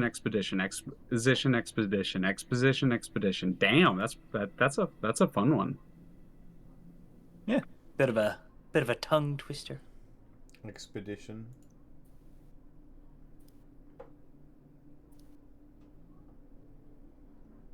Exposition 33. Oh my god. That's the visual novel version. I mean, I definitely had it statted out if y'all just started swinging. I come with the Oh, of course. expectation that any NPC that I introduce, you guys could just fucking swing on. Like, you never fucking know. Yep.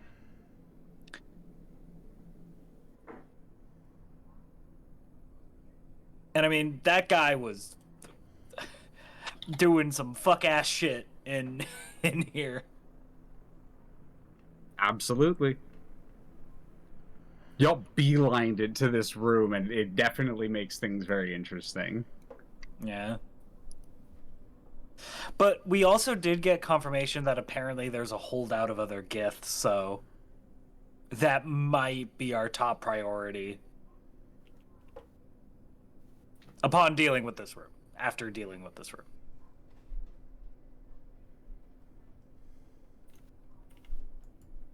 Sorry about that. No, you're good. You're good. Technology issues. Although, there's the secret third option of all of us just jumping into the portal. That would be crazy, cuckoo, crazy. Unless... I will be 100% forward with y'all. If y'all jump into the circle, I have a very small amount prepped for that. That will likely be a cut the session there while I prep some other stuff. Yeah. Because y'all jumping into an void. endless abyss that seemed to eat away at the living, or at the the cloth that he was wearing. Yeah, no, I set the cloth up as like, hey, yeah, beware, this shit's not normal. This isn't normal darkness. This is advanced darkness. This is some fuck ass shit. Damn. Apparently advanced darkness makes you get naked. Weird. Well, yeah, if it's dark, you don't need clothes. Like nobody That's can true. see you. So true. Yeah. Why do you need clothes if you can't see? That's true. So it's the nudity dimension. It's true, Darky. It's nude. Yep. Are we all ready? Yeah, I was I'm about ready to ask go her, whenever y'all are. I'm ready. Let's go. Lego. Zan? I'm here. Okay. All right. Let's. Zan, Saris, everyone's good. Feel free to interrupt if you need more time. Otherwise, after allowing the strange pallid mind flayer who dubbed themselves Illan to leave, dragging their equally strange, though in a different way, companion, as of yet unnamed, with them, the group stands before a tear in reality. A hole unlike anything they have ever seen in their mortal lives. In a room of worms, standing in a orifice, what do you all do? Hakka would, or go ahead. This thing keeps growing. I would like to see if I could use my magic to either slow, stop, or close this portal. All right, you can start by rolling me just a flat. If you are doing anything other than reaching out your magic, like if you're casting a spell or using an ability, let me know. Otherwise, I'm going to have you start by just reaching out your magic and rolling a charisma check. Charisma. Here I go. That's a 21. You kind of reach out with the essence of your magic, especially as a sorcerer. You have a sort of innate connection to your magic, and your magic being born of and heavily associated with your rule, both as a military commander, your sort of reputation that you built over time through hard work, as well as this just overwhelming sense of law that you have exhibited through most of your life. It diametrically opposes this jagged, horrid, unknown thing, and it sort of shudders in response to you and starts to shrink. What is everyone else doing? And only seems to shudder a little bit. Hakka would say out loud, just, is anybody else worried of the fact that creature wishes to consume and ascend past their own god? Because I don't like that. I think that's on the list of problems that have been presented by the presence of Illan, I believe their name was. Geik are creatures of ambition, usually tied to an elder brain. It is strange that they act on their own, but considering what we can only assume of the Starspawn, I suppose we must be ready to encounter anything. Captain, what are your orders?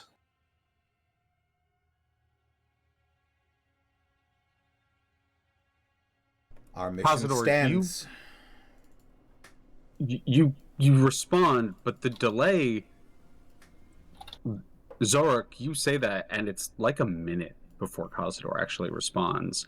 Kazador, for you, you're focusing so hard on this, it's almost like time is dilating for you, as if you are on the edge of a horizon, and now that you have attached your magic to the outside of it, you can almost feel it start to pull you in. I need you to make a charisma saving throw. Oh no! Charisma saving throw. Okay. And with it, you get Vex's bonus. That's what is that? A 30? What's What's Vex's your charisma? bonus, Vex? I'll check it really quick. Sorry, my mic is. I think we're having mic All good. problems again because I answered you. Oh yeah, it is a plus 316. Yeah. And I did hear that last bit. I just didn't hear the initial bit. Sorry, hon. Okay. But yeah, with 30, you feel yourself start to tip, start to look over the edge of a dip into nothing, and you hear a sound you heard, all of you heard, when that strange individual got close to you. That dull, vibrational sound. The sound of a black hole. You kind of feel that shudder through your body. And kind of that feeling where you're standing on the edge of a cliff and you feel yourself want to almost jump off the edge or lean towards the edge. There's that instinctual but also unnatural vertigo feeling. You feel that, but you ground yourself, whether your connection to Arbitrus or the rules of law or your friends, something grounds you. What does Kazador think about that keeps him here?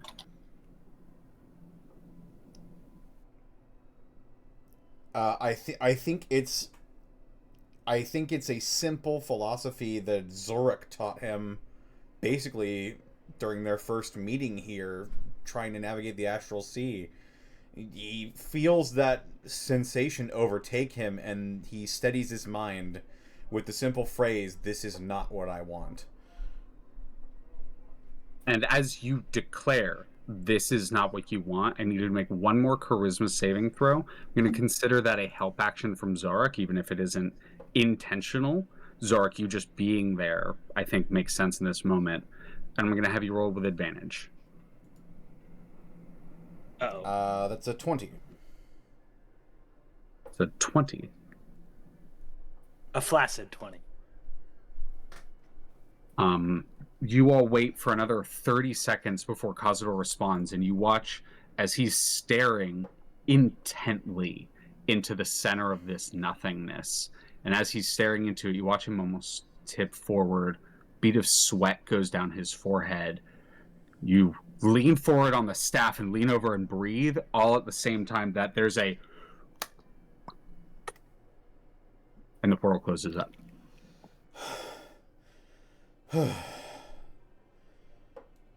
Didn't. The mission What? stands. Kazador, what was that?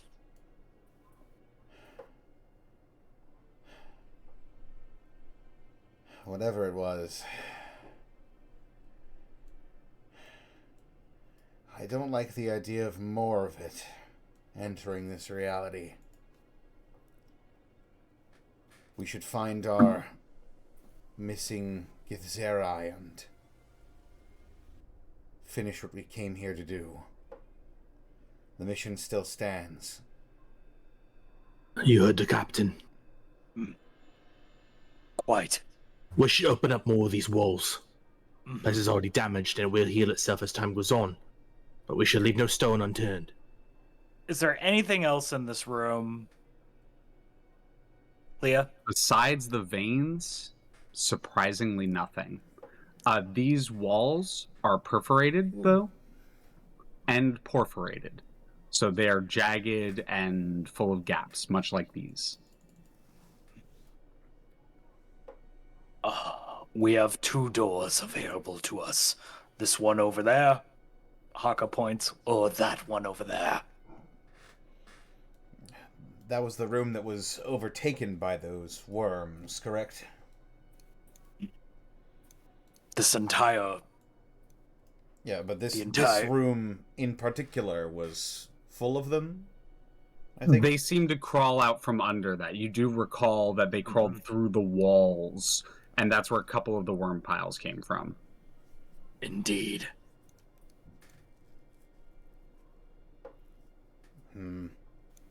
We're already here.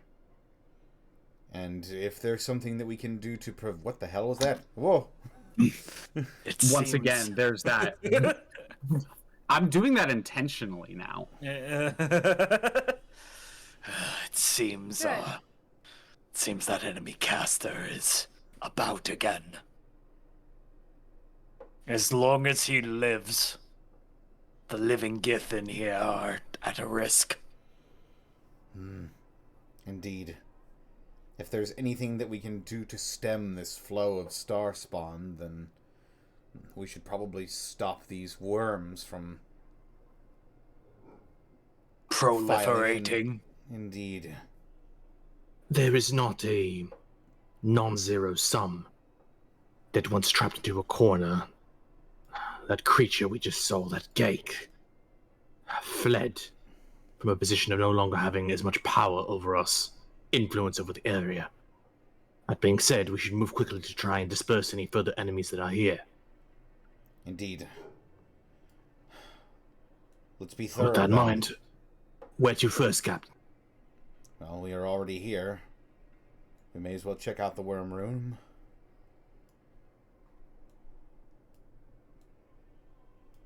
Dishwood. All right, over here. Walk this way. Talk this way.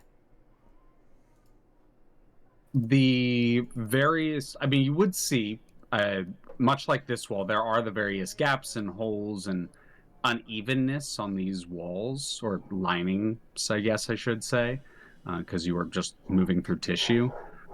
So if you wanted to approach it like this, there is that option because you've already discovered that. But as you move towards this dorifice, how do you have figured out how to open these by just kind of like reaching out and willing it to open, much like how you interact with a lot of stuff near Limbo. So that is something you can just do, or I ask once again how you all wish to approach.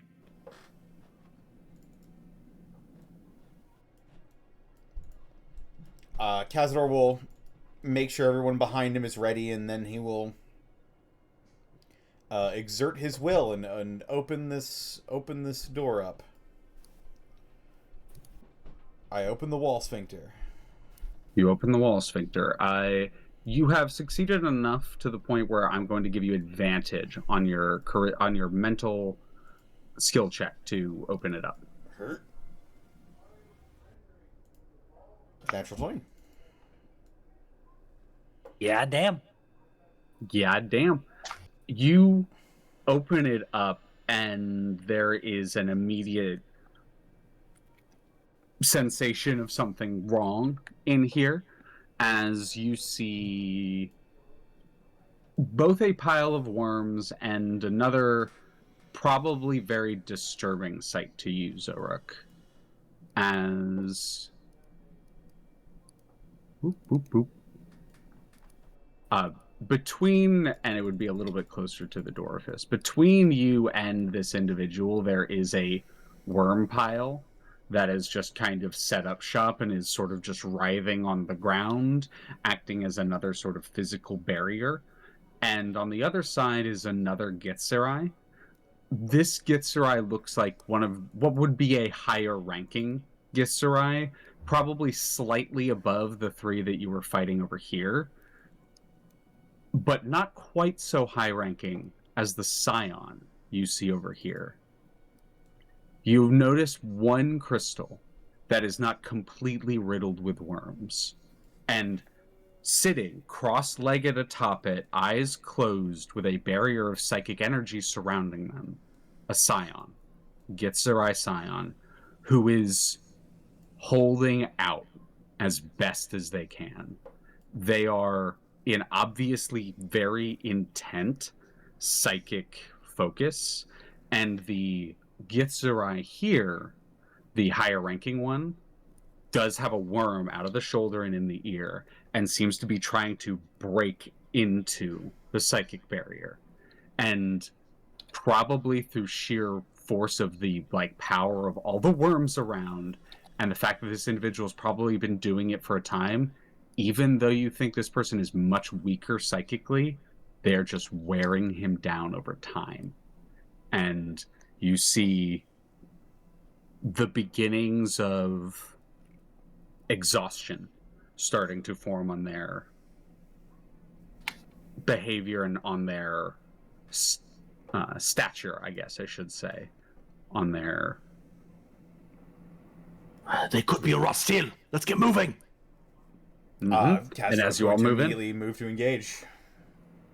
The psychic individual looks over towards you, and I want Everyone to roll initiative.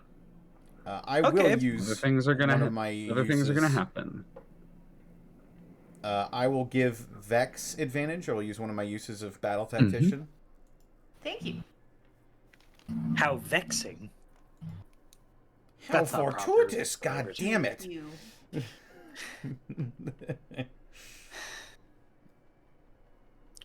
That is a I throbbing don't think 20. I needed the advantage, but thank you. So You can do it after people start to roll, so you can give it to people after. So I'll let you give it to someone else because of the natural Yeah. 20. Okay.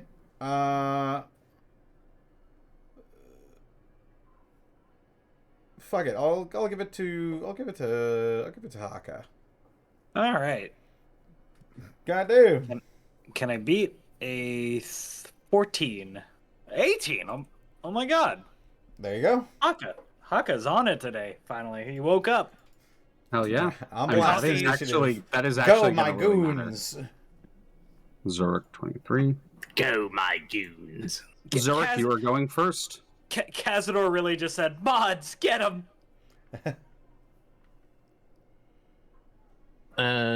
Forgive me. Which one is the one maintaining the field, and which one is Yep, I will mark the ally that is maintaining the field with what's your favorite color, Zan? yellow? Good With choice. yellow. 1, 2, 3, 4, 5, 6 to here. I'm also gonna mark that they're pretty incapacitated because they pretty much are.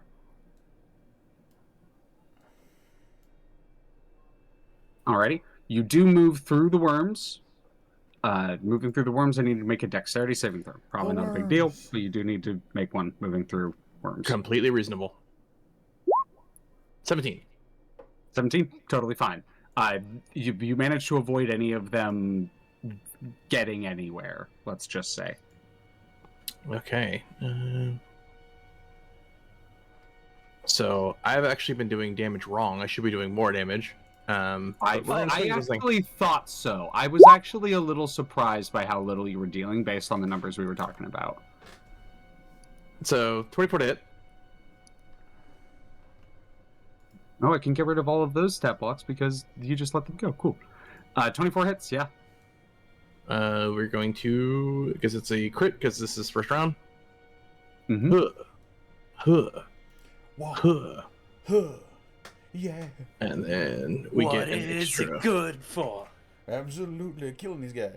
They're going to use their only reaction on your second attack after getting hit by the first. They're going to realize how dangerous you are, and you're going to have disadvantage on your second attack only. Okay. So this will be the 2d6 is the psychic damage, if that matters. 2d6 psychic. For this one, nope. Once again, it's ripped away because of the worm.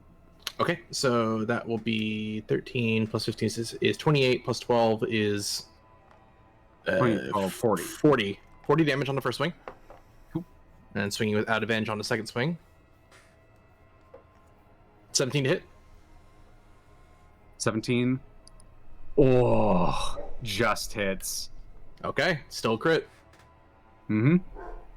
Oh, Oh, you did have disadvantage on that one. I did, but I had advantage on it because it was just the first round of combat. Oh, yeah, because first round combat. Yep. So just cancel out. Yeah. So that will be 19 points of damage on the second swing. 19 points of damage. 40 plus 9, 59. Okay, and then third swing. 23 to hit. I don't know if I have disadvantage or not. Not that it matters. Nope. No, only on the second one. Okay. Crit. And so that's plus 7. So that is 22 points of damage on the third swing.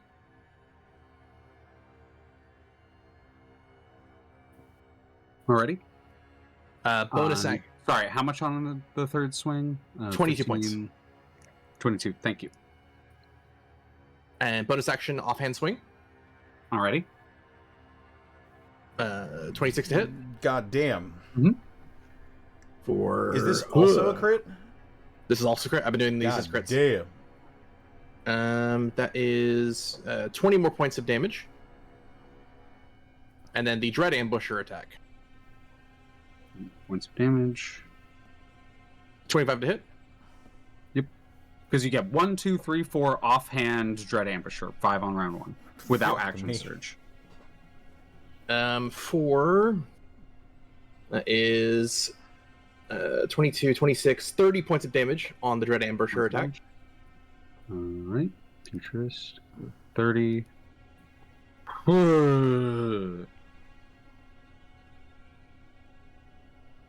Okay. Mark? We are not going to spend an action surge. I'm pretty Xoruk sure is- you used one and have not gotten a rest since, unfortunately. Oh, have I? I did not mark it down. I'll mark it right now. So that will be Xoruk's go.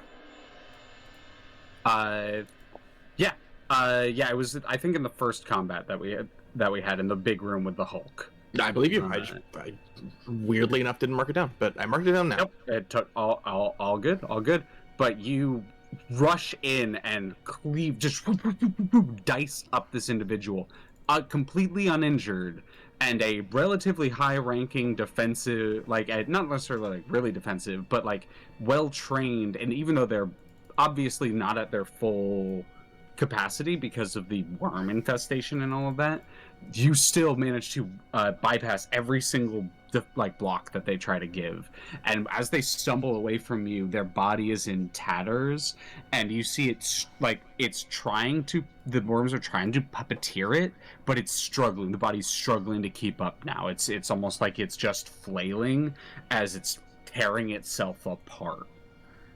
As it is not quite mortal, but it is death's door. Got it. That is Xoruk's go. Action to bonus action. Action, bonus action. Vex. Okie dokie. Let's see here. Now, we've God, got. Vex and Xoruk have been locked the fuck in. Certainly try. So we've got. It looks to me like Xoruk is kind of in the middle of a murder sandwich going on. Mm-hmm. So I think what we're gonna do, I'm gonna double check something really quickly. Yeah, we're just gonna take this out. We're just gonna take this out. I'm gonna fire my hammer.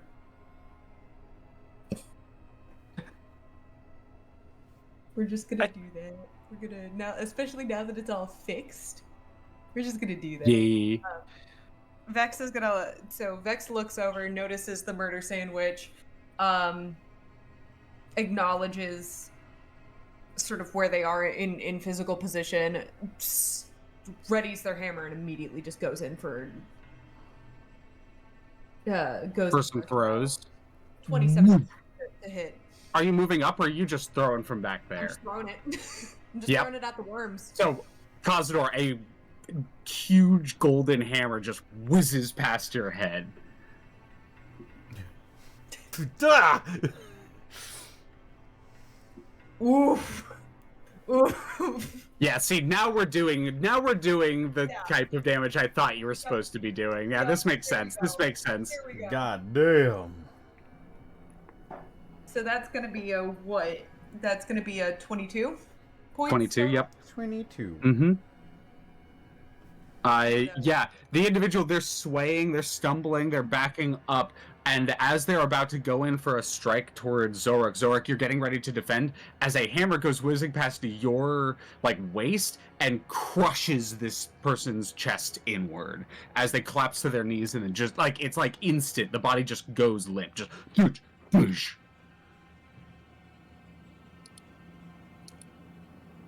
Round 2. Electric Boogaloo. Mm-hmm. 21. I assume at the worms. Yeah, the worms. All right, let me grab my worm stats. The worms. The worms! Worms! These are the deep worms. These are the worms from further in, too. Oh, fuck. The worms. And the cooler worms.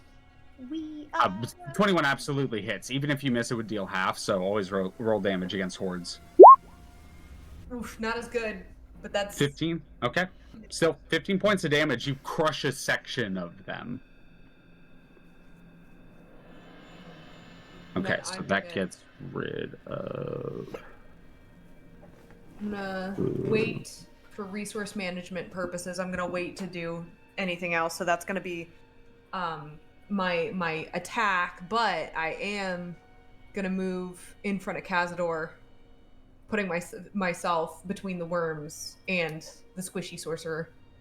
Alrighty. And Xoruk, you are there, and you would see that the room continues, actually.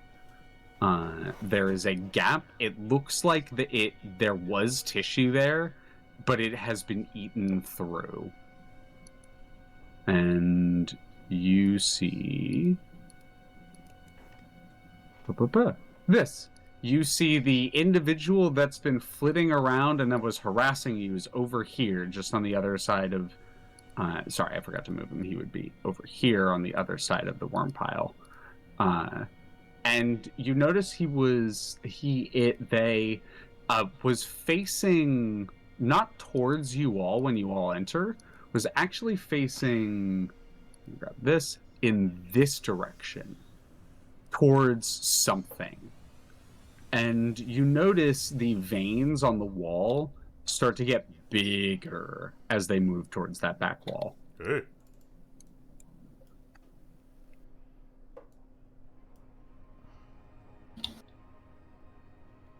But Vex is gonna look to Kazador and say, "Let me know if I need to move," and that's turn.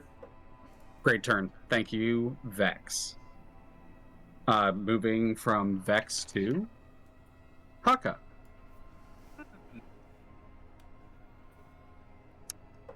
I'd like Hakka to move in.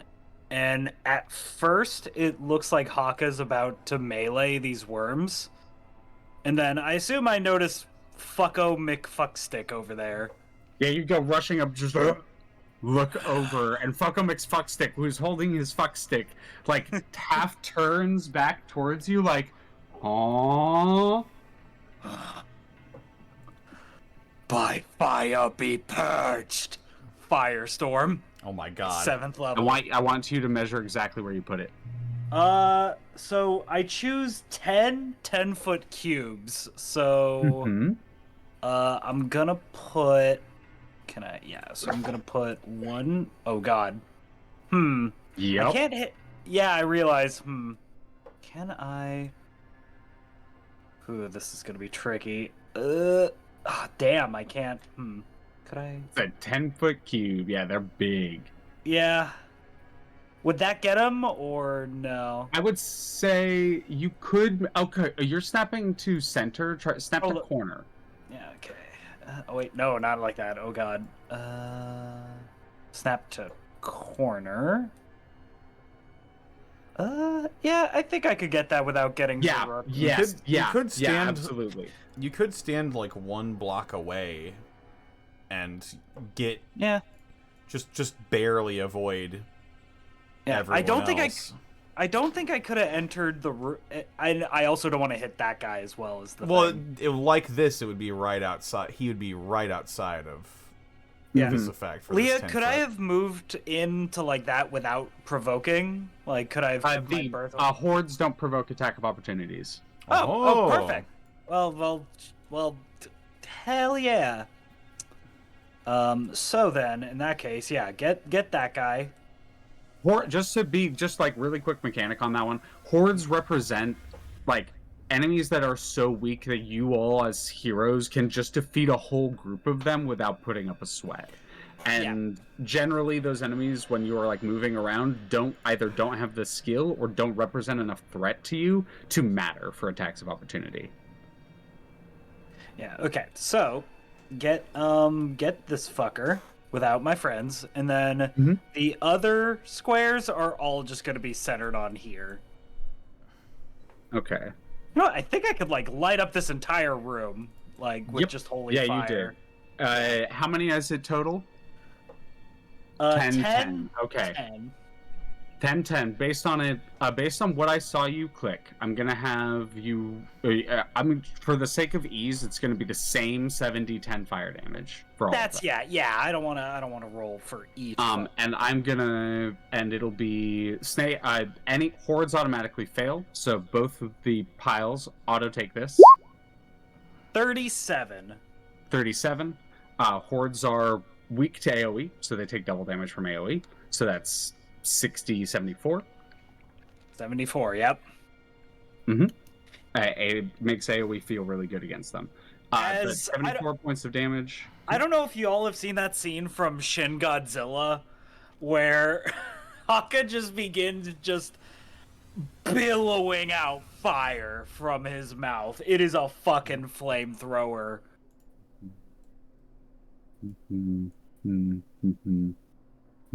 Okay, so there's just a few singed worms remaining over here. Barely any left. Here, because of like how you layered it, this one's just fucking dead. This guy needs to roll 3 times, and that thing fails. 18 is the DC. That guy needs to roll 3 times, and that's a dex save. Is boop. Boop. I just pictured Yoshi from Mario Sunshine, but it's like napalm instead. Fail. Holy crap, yeah. All failures as 37 fire damage. 37, 674, plus another 37, which is 111 damage. Wow. Jesus Christ. As just the fire damages objects in the area and ignites flammable objects that aren't being worn or carried. And it's 74 to something that you don't know. Oopsie. If that comes back to bite us, I'm sorry, but yeah, Hakka just it's literally about to. Oh no. Huh? As like it looks like that art from what Impact Frame just did of Hakka, where just the eyes have these streaks of turquoise and just turquoise fires billowing out. And then when all the fire's said and done, Hakka just kind of burps a little bit. Excuse me. And yeah, that's the cleric turn. Because they didn't really have a chance, they weren't fully able to respond to this, also because it's AoE, it's not attack rolls. You watch as the armor big fuck stick just kind of stumbles, is completely scorched. All the worms that were on the outside, that were kind of wriggling out, are just falling into ash in piles around them, and others take their place, but you can tell that the body almost deflates as it looks kind of like a balloon without any gas in it anymore. As it gets smaller and starts to drag the staff along the floor and is just kind of looking up towards you, and it's starting to look almost Lemure-like, if Lemure was a layer of skin filled with worms. We got worms. Wormin. That is your turn, Hakka? Yeah. In response to your turn. Now that it has entered combat, because you hit it, you notice because these rooms are all entirely covered with this fleshy, wormy mass, etc. You notice as some of it seems to writhe and coalesce and group up, and the flesh seems to meld together into one large cord, which then splits open at the seam and rows of teeth come out, and this wall right here is gonna bite you. What the fuck? Understandable. Have a nice day. And it makes a lashing maw attack. 18 armor class. Yep. Plus 11. Oof, 23. That's a hit. All right. That is going to deal a lovely, fun little 21 piercing Owie. and the 13 acid. Ooh, 34 total, if I'm doing my math right. I think so. As it bites into you and you feel this sizzling burning, and then the wall seems to just retracts, and turns back into a wall with the veins that are just pulsing. Ooh. And you notice that all the veins start I'd like to, as if yeah, go ahead. I'd like to imagine Hakka's facing that direction, proud of what he's done, and this thing just bites him, chunks him in the back, and he goes to spin around and swing at something, and it's just gone. It just it's basically just gone. Just see the wall kind of writhing a little bit. What the hell? Xoruk, I'm gonna say you saw that, or Vex. Either of you could see that if you wanted to. Moving. All right, that is a legendary action. Moving to Zealot, they are called by the call of hell, so they are gonna start making their way here.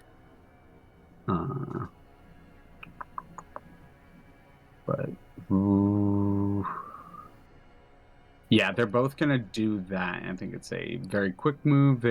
They wouldn't normally do that, because it's not as effective, but they are both going to do that because it is the most effective method of movement right now. And then they're going to 30.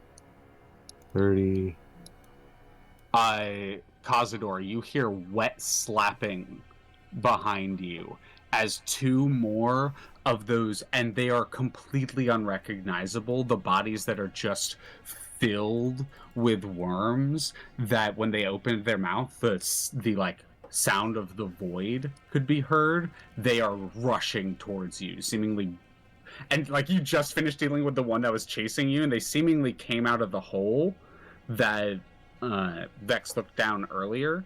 They just passed your perception. They were just stealthy enough to hide from you on the other side.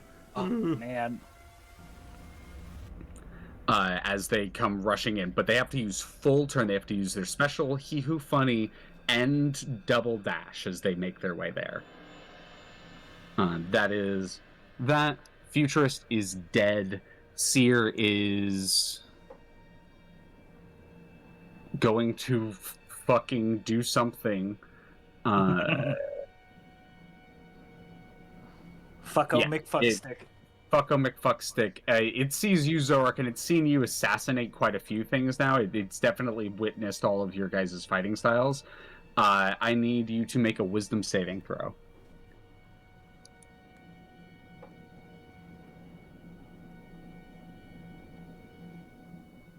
Ooh.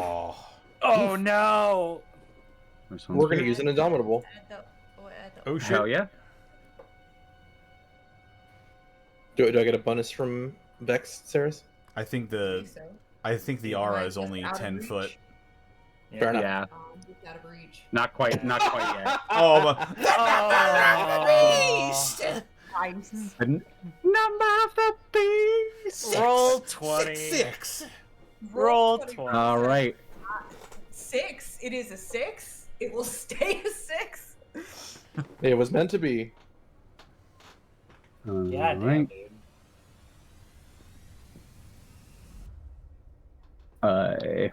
Okay. It is going to throw you. It reaches out with its staff, and as it cuts into what looks like the air in front of it, you feel like a pulling sensation as you look over your shoulder, and you notice while it's cutting in front of it, a tear behind you is being opened up, and you get sucked through, and it is going to shunt you to here. And then I need everyone, you included again as well, Xoruk, to make me wisdom saving throws. Oh boy. Oh, everyone's making this. Yep, all four of you now, Okay. because it teleported you in the group, and something happens with to everything within That's, 10 feet of where it teleports. That's an 18 with Vex's aura. 18. 22. If that fails, I will 23. use a hero point. 18 does fail. All right, I'll use a hero point. 24. 20 does not. 21? Yeah, 21. 21 does not. 21 does not. All of you succeed, so there is no damage actually from this effect. It's a save or suck on the secondary effect, and as you get warped back into reality, there's a psychic snap that happens in all of your heads, almost a loud cracking sound as reality puts itself back together behind you, and purely the act of seeing and being near a true warp in reality is mind-bendingly horrid and conceptually, philosophically wrenching. But all of you either don't notice it or have such grounded personalities that it doesn't fucking matter. And that is its full action to do its funny hee-hoo. It is then going to use its out-of-phase movement to move through the wall over here. Though with how perforated it is, you can kind of sort of see where it went. Fucker. Yep, He's still has his... bastard. Yep, still has his hee-hoo funny. That is his turn. He's fucking hurt, but he's still fighting. We would get to Kazador's turn, but it's the worm's turn. The worms. The worms. The two groups of worms that you did see earlier, Vex, are going to. Oh wait, yeah, there. Okay. I'm having Are fun. going to GM. Yeah. Okay. Are going to start very slowly.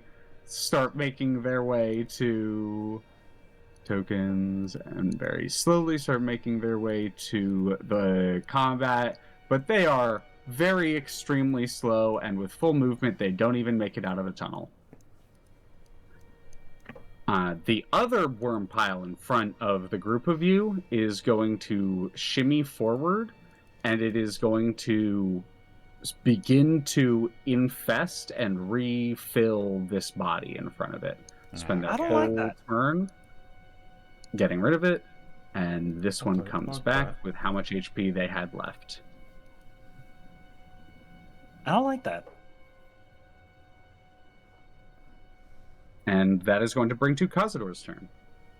As you watch as they died. Like, you watched as Vex collapsed their chest, and then you watched as it popped back outwards, and worms are kind of writhing out of the places where, like, the gaps are from the cut, and, like, where the bones are sticking out, as you see the worms that were on the ground start to puppet the Gith in front of you. Kazador's eyes are like darting all around this battle arena right now. He's going to make a decision. He is going to cast Summon Construct. And he is going to cast it right... Whoop, that's the wrong one.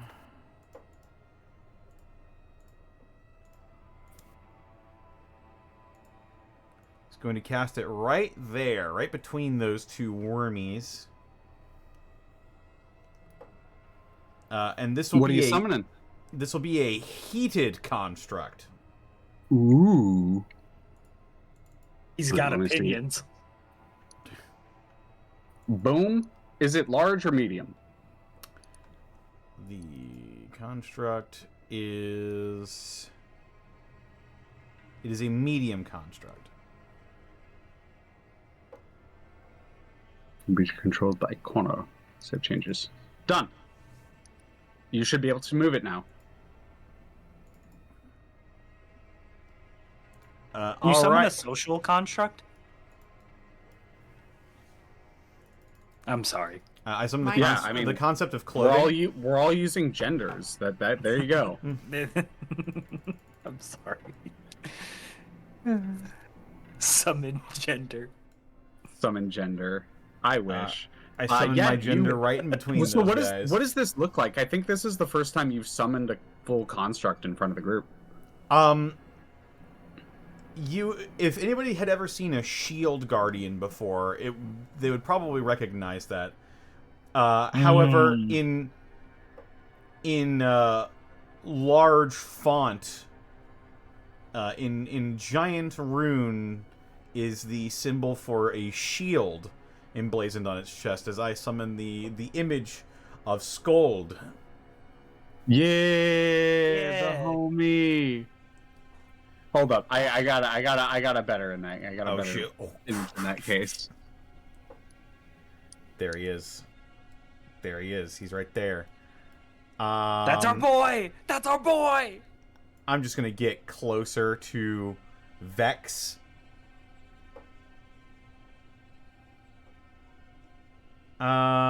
And yeah, the summoned construct will go, I believe it goes immediately after me. Yep. Yes. It shares my initiative, but it acts immediately after me. So the heated body of the metal construct is going to make 2 slam attacks. One on each of these guys. Alrighty.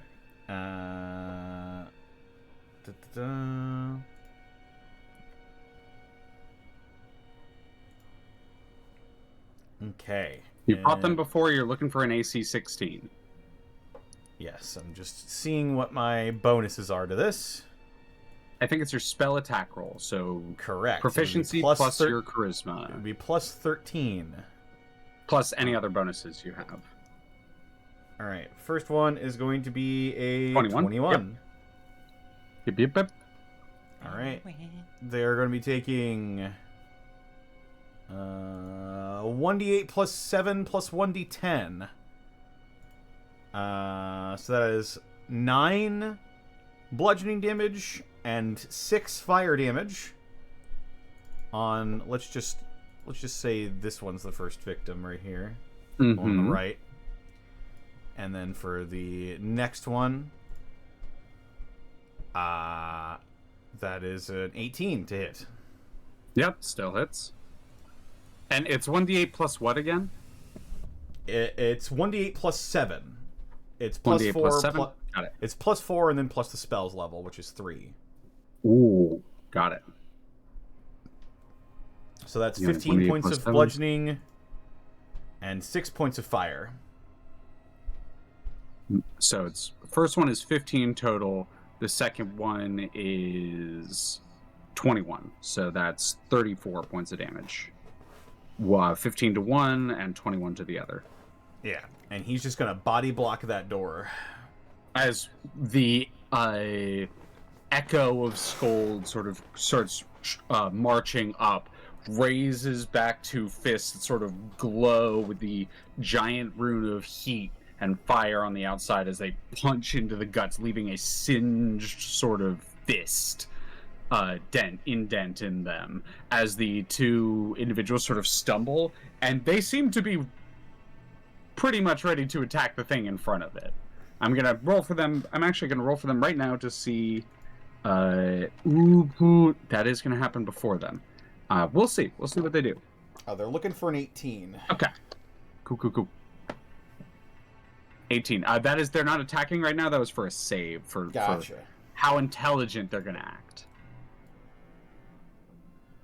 All right. Because sometimes I like to determine that based on things when there are multiple things that they could do. That makes sense. All right. Moving from Kazador to the thing in the room that you can't see yet. I'm sure it'll be fine. Yeah. You're in the room. Only 2 of you in the room. What's the attack range on this? I'm in danger. Oh, it is 15 feet. No, it is good. It's going to go for the 3 easiest targets. You watch as the ground beneath... I don't see anything. Oh, yeah, sorry. No, that's fine. There's nothing that moves. There's nothing that moves. The ground beneath you rises up like forms a giant, like the tentacles wrap together and fuse, and then on the end of this tendril, a mouth opens up with a lot of like sharp needle-like teeth and goes to bite onto you. And the same thing happens towards you, Vex, and towards you, Xoruk. I don't like that. And it's going to be 3 attack rolls. 18, 16. Those are the base rolls, so that's 29, 27, and 21. And that was Hakka, Vex, Xoruk. I don't know if Xoruk, I'm if you hit. still have my barrier thing I gave you. If you have any D8s left. I think you used them to avoid a crit. Or to negate, reduce a Yes, crit. they were all used to prevent him from dying. Gotcha.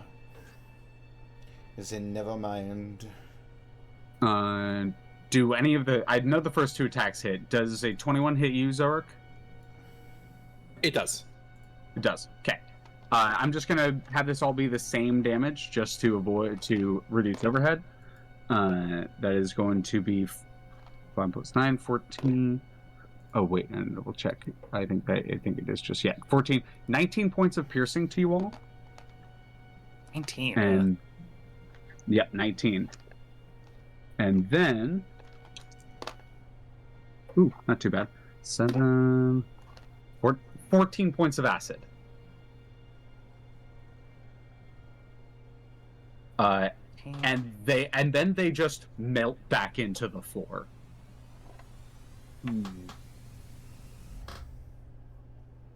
Back to top of the round, Xoruk. Don't like that. Okay. Well, considering we keep dealing with enemies that we can't really respond to until we see them, he'll just move in and try to attack this one. Okay. That one is the puppeted body.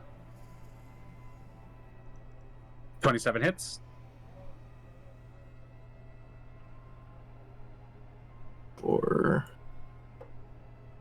8 damage plus...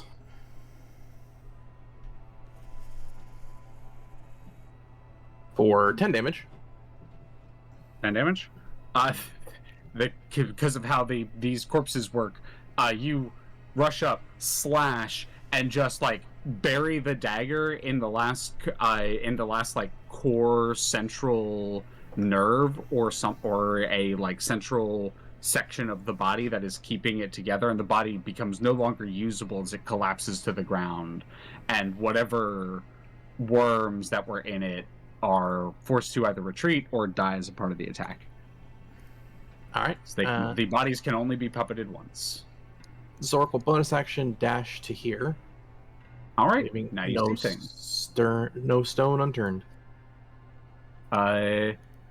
You see what has likely been attacking you. Oh, goody. Embedded into the walls, the source of all of the worms seems to be wrapped and writhing and pretty much overtaking the entire back of the chamber. It has many eyes, many mouths, and seems to, as you move in, look at you, and you notice the tendrils on the ground start to writhe as if it is going to probably attack you again with another action. Calling back. Pike. The trike. It's in the wall up here. And he'll move one more movement. Boop. That'll be his go. Action, bonus action. Alrighty. Action, bonus action. With a dash, I'm pretty sure you can move up to it and use your second attack. I had to move into position, which was 6, and then use the bonus action to move another 6. 30. Fair enough. 30. I would let you get to there. I think that makes sense because you were right here. You could have gone here, 25 here. Oh no, I see what you mean. Yeah. I see what you mean. Just out of range, but that's okay. They're set up terms. Just out of Sorry. range. Yep. That's what's going. It is. Yep, it is going to use once again a. Ooh, yeah, no, it's probably going to do that. It's going to use all of its legendary actions as something has gotten close to it, as it starts to tear one of these big, because you notice how much bigger it gets. The veins in the wall and everything get as they get closer to this thing, and it starts to tear one out of the ground like a tree root, and then it swipes it towards you. Oh, God. I need you to make a dexterity saving throw. 28. Oh, 28. You do like the backflip over it as it just like goes just beneath you, as it slams into the wall. It is a save or suck on this. He might be him. As you dodge this massive root of veins slamming into the wall and land on the other side of it. That's all its legendary actions for the turn. That would have sucked if you failed, but glad you didn't. Xoruk Vex. Oh, Alright, something happens so- at the end of this turn as well. Just so that I'm on the same page. This is nothing, right? like That's like This a right here? Githzerai that's like surrounded by a psychic barrier currently. Yeah, they've been Okay. kind of holding out. They were being psychically assaulted by the other puppeted Githzerai when you all attacked. At this moment, and that's what I was like, oh yeah, they're doing that. At the end of this turn, you see them like it's almost as if when you guys have attacked and now that they're no longer being mentally assailed, you see their posture relax a little bit and the barrier start to give way, but it seems like they're having to almost deconcentrate. They were in such focused meditation. Okay. And then at this point, I will admit I'm having difficulty. Is it just like the wall over here that was attacking Resort- Zora? Xoruk seems to have called out that this thing that's like summoning stuff to attack us is in the wall itself. So he called back like, hey, I need help killing this wall. Vex, you recall your theory earlier. If we follow the flow of it, we get further back. The veins, like roots, get bigger the further back you go. And as you kind of look, and as this wall actually got slammed and is kind of broken aside, and you can see a little bit more into the room, you see that monstrosity of flesh that has begun to root itself within Okay. the base of this heart. Okay. So then It seems completely immobile. Like it is completely immobile and embedded in the walls, but it seems to be able to attack anything that's in its like zones. Okay. I'm gonna take a dash action then in order to get Alrighty? into the room here. Absolutely. Puts me in 5 feet of Xoruk, so you get both of my auras, and if something attacks you, I can impose disadvantage. But that's about all I can do for this turn, unfortunately. So Vex is gonna dash in, and they're going to look to Xoruk and be like, "I've got your back. Not sure what we're up against, but I'm here and ready." And that's their turn. Alrighty. I'm moving to Hakka. Hakka is not doing great, so I'm gonna use my 8th level spell slot for Cure Wounds on myself. Fair enough. So that's 16. 16d8, yeah. This is probably the biggest heal I've ever fucking done. Habushki, 62. Good lord. A lot of ones in there. That's sad, but hey. Mhm. That puts me at a high number. I will also allow you, if I think this is more, and because you're just focused on healing, if you want to cast the heal spell and just upcast it, you can do that. Oh, you are so right. Yeah, that you are so right. You could just do that. Yeah. That would be 80 back. Yeah, I thought That's it was pretty good. Yeah. So I was at that much, so plus 80. Okay, that would put me at that much. Yeah, that's you are so right. I'm stupid and dumb and stupid. Yeah, so you should never Hey, cast. don't talk that way about your friends. Yeah, so I should never cast Cure Wounds past level 6. It should always be. Right, yeah. Level 6 is when heal kicks in. Yeah. Oh, actually, it would be when you cast it of 7th level or higher. It's 10 for each. 10 spell slot more. above 6. 10 more, so it's 90 actually. Good lord. Okay, that really helps. I'm not at full, surprisingly, but that really I was getting low. I was sub 20. And freshened I'm not from making that. it easy on y'all anymore. No. Yeah, it's good. I had to. Hakka will just press forward. Alrighty. Bushy. And that is the Hakka turn. That is the Hakka turn. Wait, actually. Does Kazador look like he's gonna be moving in here, or? I'm debating. Because I don't want to leave you for those two fuckos over there. I mean, there's they go next. So. There's also a big fucking shield guardian right in front of this door. So, plus the walls are biting people. Yeah. I'm gonna stick with the movement I made. You're still within healing word range, so. Yeah, actually. Yeah. All right, Yeah, is that your turn? Yep.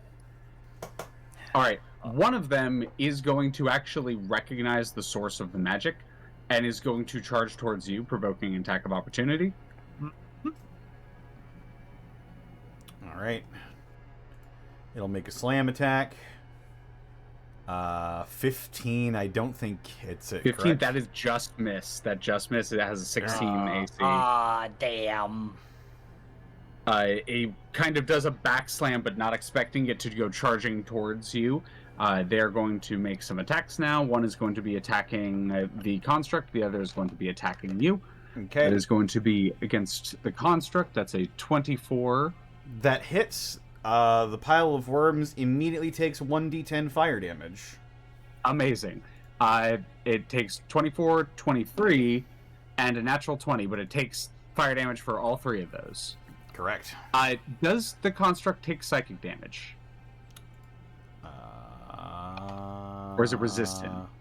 It is only resistant to poison. It is still taking the psychic damage. Only resistant to poison. Okay. Alright. In that case, that is going to be 1, 2, 3. This is probably going to take the construct down. 6.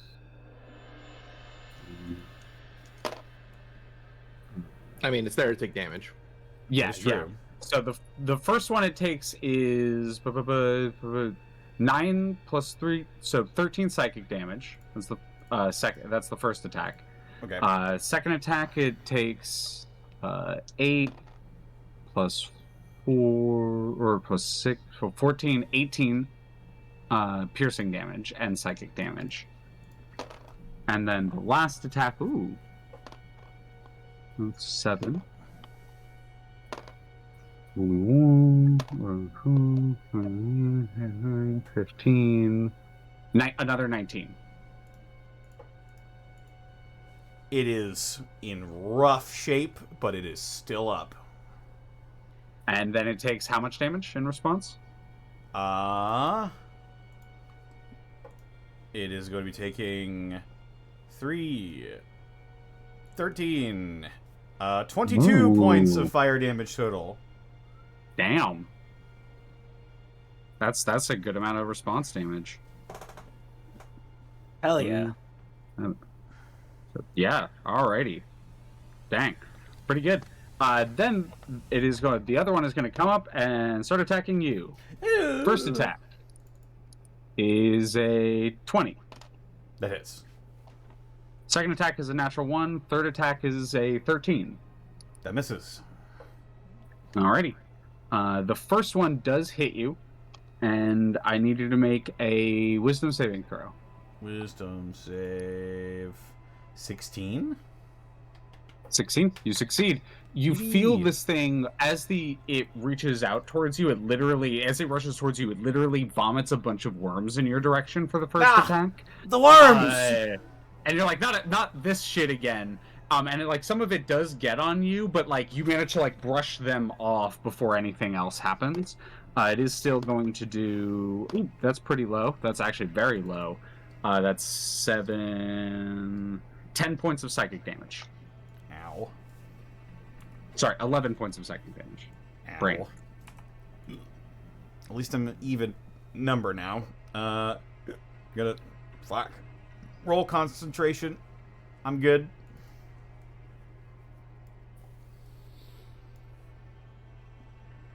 That is its turn. I'm gonna get to the seer.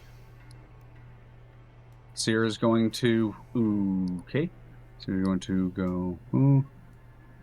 They're gonna have to do that. Move up to here. Then they are going to.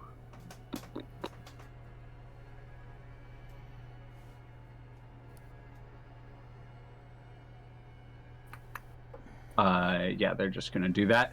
They're going to.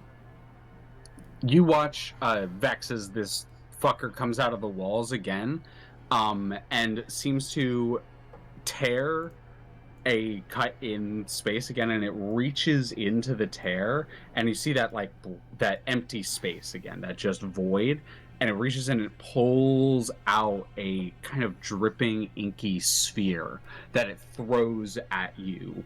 Reaches in, throws another one at Xoruk. I'm gonna impose disadvantage on the one at Xoruk. Alrighty. And it's going to be first one at you. That's 19. Does not hit. 20. Second one at Xoruk. That's a disadvantage. 20, unfortunately. That'll miss. That'll miss. I would have been a 23 without disadvantage. AC is 21, so you Vex, you do the full bulwark. You stand up, eat the first inky orb with the shoulder, and as the second one's heading towards Xoruk, the shield goes up and just it splats against it. It's like a solid paintball splat too. It's reverberating against metal. Mm-hmm. You watch as it is going to I fucked up its movement, and I'm gonna eat it that way, but it is going to pull back its last 5 feet of movement. But because it ends its turn, it is going to take a D10 within the space of an object. It's going to take a D10 of psychic damage or a force damage. Okay.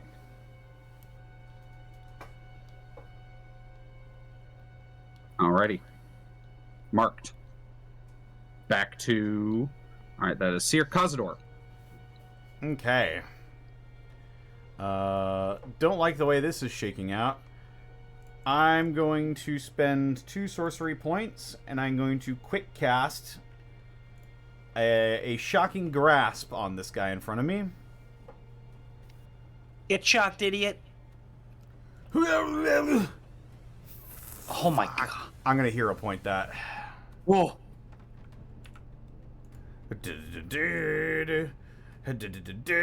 Oh my god, are you serious? Wow. It's 15, Connor. I'm sorry. 15. 15, 14, 15, 15, 15, 16. It would have done 15 lightning damage as well. What? do what it do. Damn it, Demi-plane. What are you trying to say? Do what it do, you. Fucking hell. That's obnoxious. Well, whatever. Fuck you, roll 20. I guess I'm just going to take this attack then. It will try to attack you. Yeah. 16. Miss. Thank fucking god. And now I see all the gooping happening right now. The goopin'. The goopinin is happening. I look to the corner of the room and I just say, fuck that. I'm going to use 5 charges from my Staff of Power, and I'm going to cast Fireball at 5th level. Cool. Hell yeah. Fireball. Yeah, you cast Fireball 5th level. I'm gonna have it affect the thing because there's enough gaps in the wall. I'm absolutely still gonna have it affect the individual in the wall. So that's gonna, I'm gonna give them cover. McFuckstick. Fucko McFuckstick is gonna roll. I am gonna give him a little 3/4 cover because he's in a wall, but I'm still gonna have him roll. 3/4 cover actually is what saves his ass. Yeah. What's your I'm pretty sure. What's your save? I think the staff has its own DC. Yeah. Oh no, using your spell save DC and attack. Okay, so Nice. My spell save DC is 19. 19. The 3/4 cover does help. However, this thing, it doesn't have a dexterity because it is a wall. So it doesn't just fail, but it doesn't auto fail. I still roll for it, but it has such a big negative that it literally could not succeed.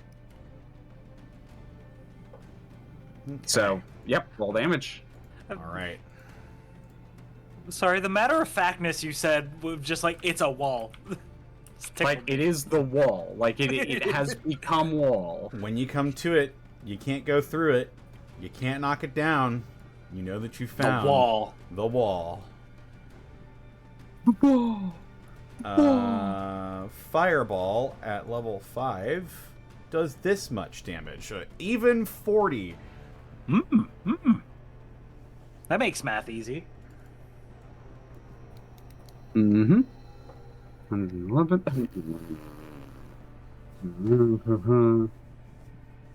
For an even 40, so it's another extra 40 on that, so... And then half to the seer. In the wall, but you hear this sound as it seems to be nearly fucking incinerated just from that.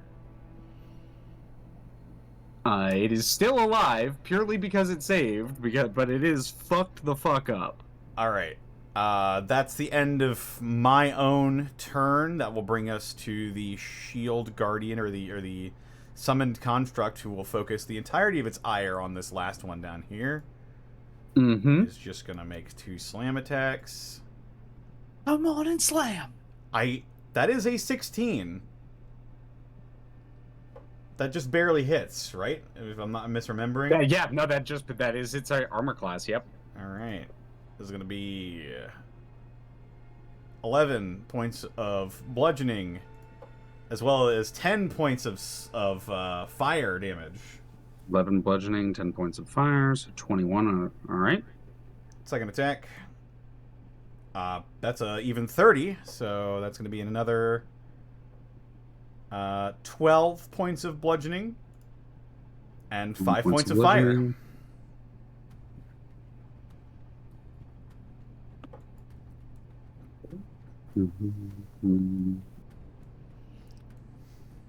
It is looking quite injured. It is not quite death's door yet, but it is looking very injured. And the construct itself is going to, provoke an attack of opportunity, as it's going to try and square up next to this guy once again, trying to prevent him from going in. Maybe cocked. Shit. That is a 20. That's fine. All right. Deal 5 or less damage. You know what? Bet. It literally cannot deal less than 5 damage. Damn. That's fine. It has a +4 modifier with 3d6. Minimum damage is 7.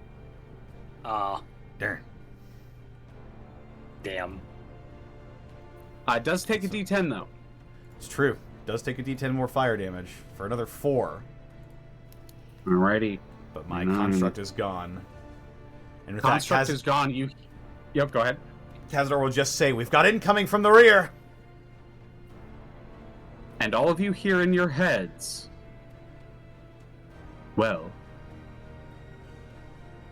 I must thank you for your assistance, but you also have a friend now. As the barrier drops and the scion floats forward and kind of lowers to the ground faintly as they uncross their legs, and they get into kind of like a very soft sort of palm forward stance, and then almost gently thrust forward with one of their palms. And check. What's that? +8 to hit. +8. That's a 16. Do this because it's easier. And want to double check what the modifier is on that.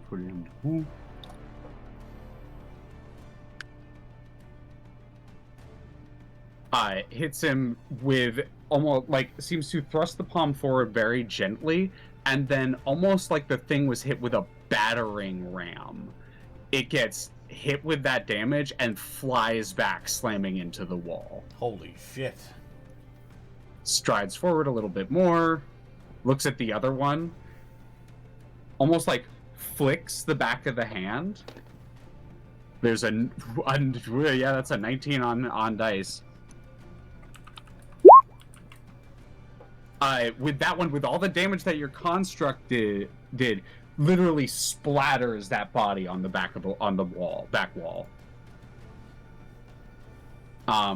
Looks at the other one and does kind of a like upward thrusting motion. 16 just barely hits again. God damn. Slams that one into the ceiling. So 21, so that one takes another 29, so 50, 68. This would not have happened if you were not as quick to get here as you were. Interesting. So congratulations. Heck yeah. Being thorough, that is, it helps. Yep. And also kind of being expedient. It is going to pick itself prone, move up, and then it has to dash to get up to the scion. And it does get to check if it gets its funny back. Does not get its funny back. No. Back to the top of the round. My worst fear. Not to the top of the round. It is the Big Nasty's turn. Big Nasty Wall is going to... There it is. It's going to make 3 attacks. It's going to attack the 3 things closest to it. So that's going to be Kazador, Xoruk, Vex. More of these roots like start to rip out of the ground, and at the end of they form like maws along the like sides of it and maws along the front of it, and they start to try to wrap towards you, teeth out, as it's going to try to send its lashing maws at you. That's a 18 to hit Vex. Miss. 24 to hit Xoruk. Cannot disadvantage this one, unfortunately. I already used my reaction, didn't Yep, I? that's what I was like. That's the reason. Xoruk's going to use his reaction. Got it. Cast shield on himself. Oh, yo! Alrighty. I am pogging. I am pogging as well. And then lastly to hit Kazador, that is a 17.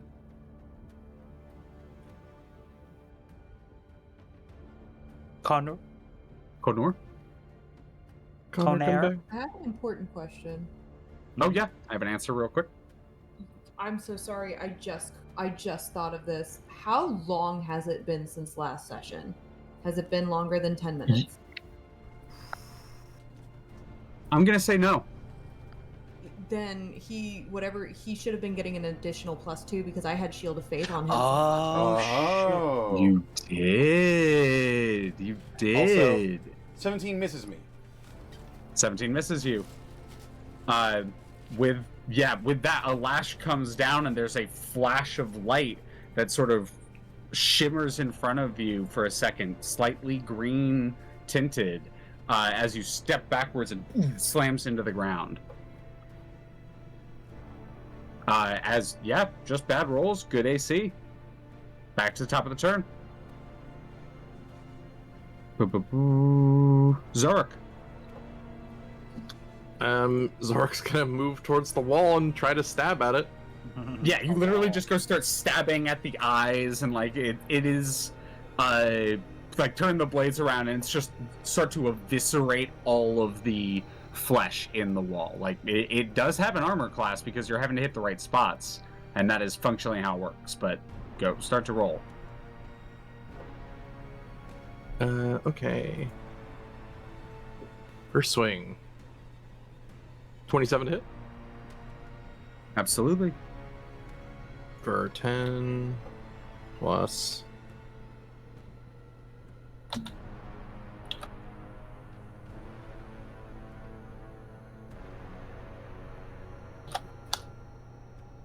So 14 damage. Alrighty. Second swing, 23 to hit. Mm-hmm. 3 damage. Plus, oh, sorry. I forgot to do the. There we go. 12 damage. Alrighty. Plus bonus action offhand. 26 to hit. Yep. 14, 12. For 14 more damage. 14, 12, 14, 28, 30, 40. That'll be its turn. Actions bonus Alrighty. action.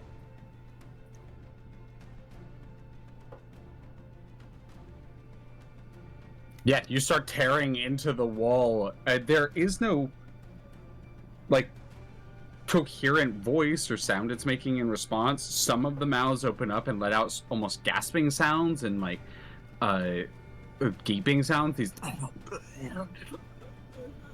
But it isn't making anything cohesive, but there is sort of a trembling, and it's almost like it's trying to pull further into the wall away from you. And it is... Yeah, that is great go. It is going to reach some of the tendrils off of the wall, and it's going to try to bite you with them. Nom nom nom nom nom. Yum, yum, yum, yum. Oh, fuck. That's a natural 20. You are not.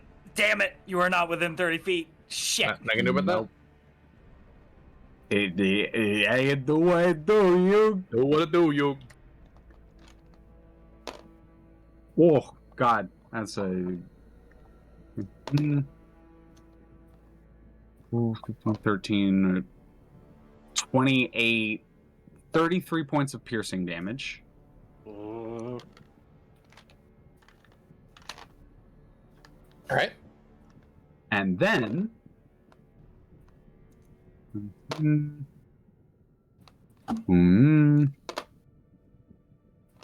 24 points of acid damage.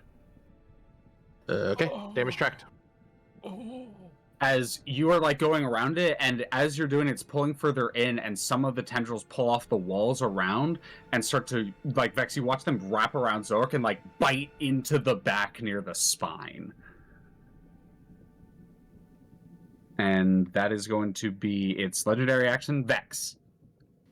How bad are you looking, Xoruk?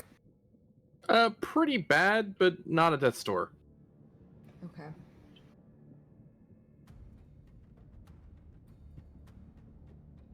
I think I'm gonna do this. I think looking at myself, looking at folks around me, how I can see Kazador from here. How bad's Kazador? I'm fine, honestly. Okay.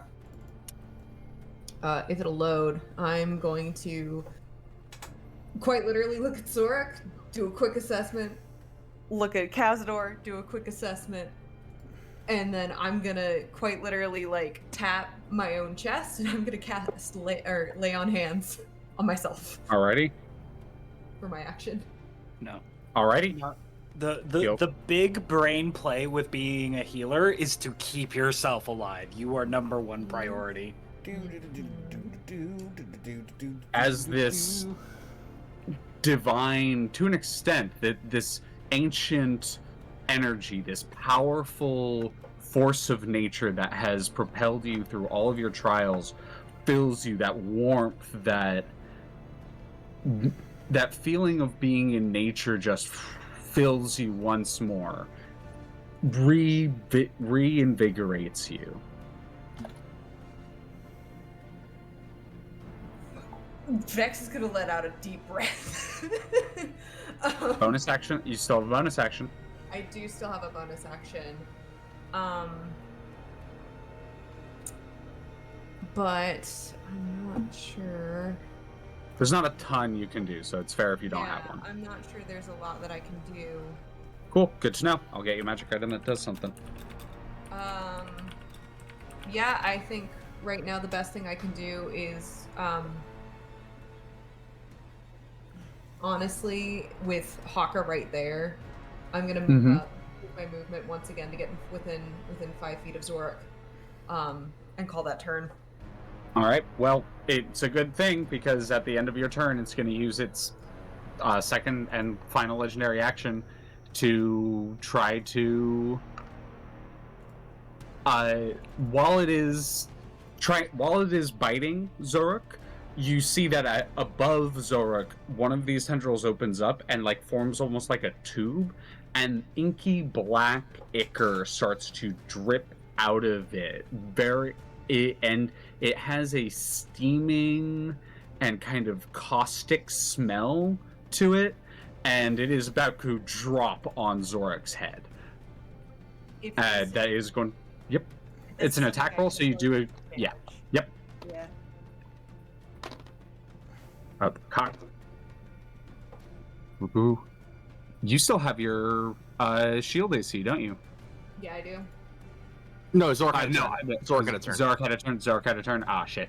You're good. In that case, it is going to be even with disadvantage. Unfortunately, it was a 15 and then a 12 on the dice. It's a 23. Sometimes you don't get missed. Sometimes Zan. That is the curse of me playing with you. It just seems to happen a lot. Is going to be 11 plus 7, 18 acid damage. All right, damage tracked. That is its last legendary action. That is going to go to Hakka. Gonna first of all for story, turn to our friend who is kicking ass. Thank you, stranger. Do you have that one? They look towards you, slow almost to respond, but they don't like change their physical position. They're still like trying, or they're still holding kind of a defensive posture towards them. They look towards you, and they just give a slight nod. Fight well, friend. As Hakka will move in 30 feet to I want to be right there. Hey, Bushi. And then I would like to cast third level Aura of Vitality. So this does take my action and my bonus action. But wait, let me just make sure. Yep, you're within range. 2d6 to Xoruk. Alrighty. 2d6, no modifier. 9 HP to you. Got it. Yep. And I'm concentrating on that. I have 9 more rounds of that. So I'll just mark that as the aura. And that's me. The individual who's been haranguing you is going to step out, and they almost go feral. You watch; they've been very calculating and sort of, but as Xoruk gets up and starts like slashing into it, they step out, and in your heads there's this like screaming that starts to happen as it psychically connects to you all and says, "Ow! What you doing? You will ruin all of our work!" And rushes up and is just going to bring its crystal staff and start slamming it down on Xoruk. Rude. Like, it seems to just completely abandon its, with Xoruk being up next to it and attacking it fully, seems to completely abandon its strategy and just go right for offense. 27? 16. 27 hits. 16 does not. It hits you with these like sharp crystals that are sticking out of the staff that it's wielding. It is going to deal. Sorry, it's a D8, not a D6. I don't know better. That is going to do 7 points of piercing damage, and then as they pierce into you, it is going to deal. Unfortunately for you, this is psychic damage. It's going to be 10 plus 9, 19, reduced to 9 psychic damage. So 7 and 9, 16 total. All right. The second swing goes up, and you, at the last second, manage to pull away as it just like arcs past you. Sierra's abandoned their strategy. Kazador. All right. What to do? What to do, indeed.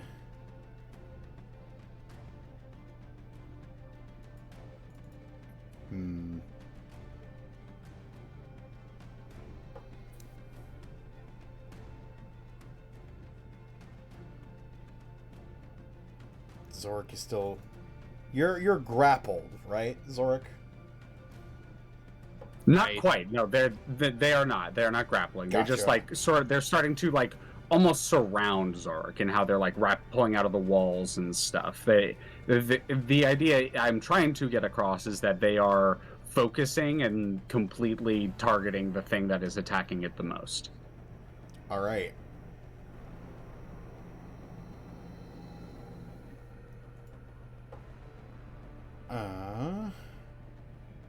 I am going to cast as a small little bead of fire will appear on the tips of each of my 5 fingers on my right hand. I will splay them out, and I will upcast Scorching Ray at 4th level. You got it. Giving me 5 total rays to deal with. One of them will 2 be... targets. There's McFuckstick and there's the wall. And one then of there's them this will guy. be slamming into this guy. 2 of them will be slamming each into these guys. So I'll roll on the one on the other guy first. That's a 22 to hit. Yep. That's 4 fire damage. That's on McFuckstick, or is that on wall? Sorry. That's on this guy that old dude is fighting down here. Oh no, that's on old thing old dude's fighting. Cool. Track. Yeah. Up next is Fuckstick. He's getting 2 of these. Alrighty. Natural 20 Oh, Natural 20. for 6 fire damage.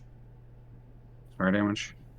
And just to double check on crits, how I generally run crits is if you do with a crit less than the maximum amount of damage that you would do with it, you deal maximum damage. So, for example, in this situation with 4d6, you just deal 12 because it would be 2d6 normally, maximum on 2d6 12. So that's how. Yeah. gotcha. oh, So, you do crunchy crits. I do crits actually matter. Yeah. So that would be 12 fire damage then. 12 fire Alright. damage. Crunchy crits are you deal maximum damage and then you roll again, which is not how I do it. I just do it I got if them you mixed roll up. below. Yeah, if you roll below the maximum, you just deal the maximum. It's minimum crits. I see. All right. Good to know. And then the second one slamming into him, 20 for 7 fire damage. Which I need to remember for Xoruk, because that's happened to Xoruk a few times. For 7. Do what it do, you. Do what it do, you. It's not. I'm trying to remember a lot of things, but if you can remember as well, you feel free to remind me anytime that happens. 20 hits.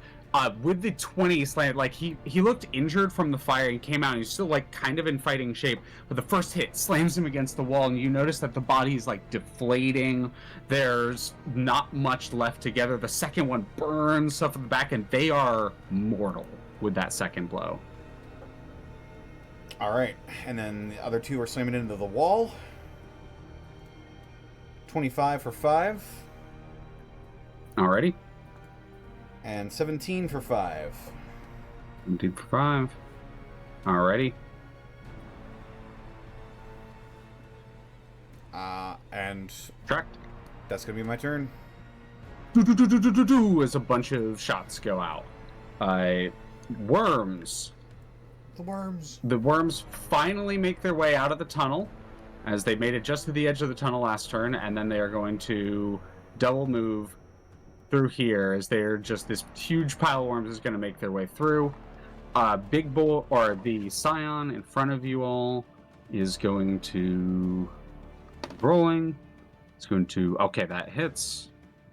Sloop.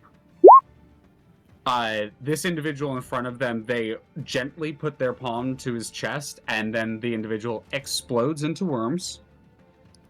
And then they sort of float out here, and you watch as they just start carving cuts, like psychic cuts, through the worms on the far side. I'm just going to have them doing that for the rest of the combat. Speed things up. Xoruk. Xoruk's gonna be stabbing the wall. Fair enough. 16 to hit. 16 hits. For this plus. Really need a macro for this one. 10 damage. 10 damage. You got it. Second swing. I will say, really quick, because you're still stabbing in the wall, the guy that just hit you with the staff is looking so fucked up. Like, he's burned, singed, cut up, that there is very little, like, mortal. Well, we'll give him the second swing then. For 13 damage. 13 damage. Kills Fuckstick. Yeah! Then we are going to, for bonus action, activate Second Wind. Do I not have that macroed? I guess I don't. Huh, okay. Yeah, we're gonna activate Second Wind. Alrighty. And that will be turn as I figure that out. I forgot to have the emissary go, but you, it is 1d10 plus your fighter level. And it is going to, I'm just going to have it go now because I forgot. The wall is going to go. Ooh, nice. The wall is going to put, the only thing attacking it right now is you, Xoruk. No, Kazador. It's going to put 2 attacks at Xoruk, 1 attack at Kazador. The fuck? I mean, you just hit it with fire. Attack at Kazador. And? That is a 29. Yeah, it hits. Oh Yeah, my God. I kind of figured a 29 would hit. Alright. As a lashing maw pulls itself out of the floor and bites into you, that is going to deal 14 points of piercing damage, and need my water. Oh no. For a second. 7, 9 points of acid damage. Okay. And then second attack on Xoruk. Boom. That is only a 15 to hit you, and a 14 to hit you. 2 misses. Both miss. All right. You kind of understand its strategy now, and without looking, you know 2 maws are going to be coming for your back, and you stab backwards, stabbing into them, and pulling the daggers out, and they kind of flail about as you are keeping the assault up. And that is going to be Vex. You're up. Okay. Looking at this eye over here. Would you say that this is like this thing is like the core of it? Definitely seems to be. It is where the roots all sort of centralize, and they are at their largest. There is this sort of central spiral that it sort of wraps into a ever descending fractal-like pattern where the roots just expand into smaller roots from here on out, and these worm-like veins seem to all originate from the center of it here. So, just a clarifying question, because Mhm. I feel like I already know the answer to this, but I just want to make sure that I'm good on this front. If I'm 10 Mhm. feet away and I do ranged, that's not at disadvantage, correct? It would be if this thing. So the thing about this thing is it's slightly altered. So normally, if you are in something's melee range, you have disadvantage. But this thing doesn't have a melee range. It only has a range when it's attacking. So you don't have disadvantage attacking it, even if you are right up next to it in range. Okay. It can pull the roots out and attack with them. Then here's what I'm gonna do. We're gonna start with a good old-fashioned hit, but with spice this time. Spice. 22 to hit. 22 to hit. Okay. I'm gonna do damage, and then I'm gonna use a clarification. If I have 2 attacks and I use like a bonus action, or like I think it's a bonus action as a result of an attack, is that acceptable to do in between 2 attacks, or Are you asking about smite spells? I'm actually asking about ensnaring strike. Ensnaring strike, got it. Ensnaring strike specifically is when you hit, you use your bonus action. So that is exactly how it works. Okay, I'm just checking to make sure that, because I know with some rules it's like you can't separate an attack, right? And I'm not sure. No, you absolutely can. Or at least the way I run it is you could actually attack, bonus action cast a smite spell, then attack again. Okay, so what I'm gonna do is I'm gonna roll damage, and then I'm gonna cast ensnaring strike on this thing, and then I'm gonna hit it. Absolutely.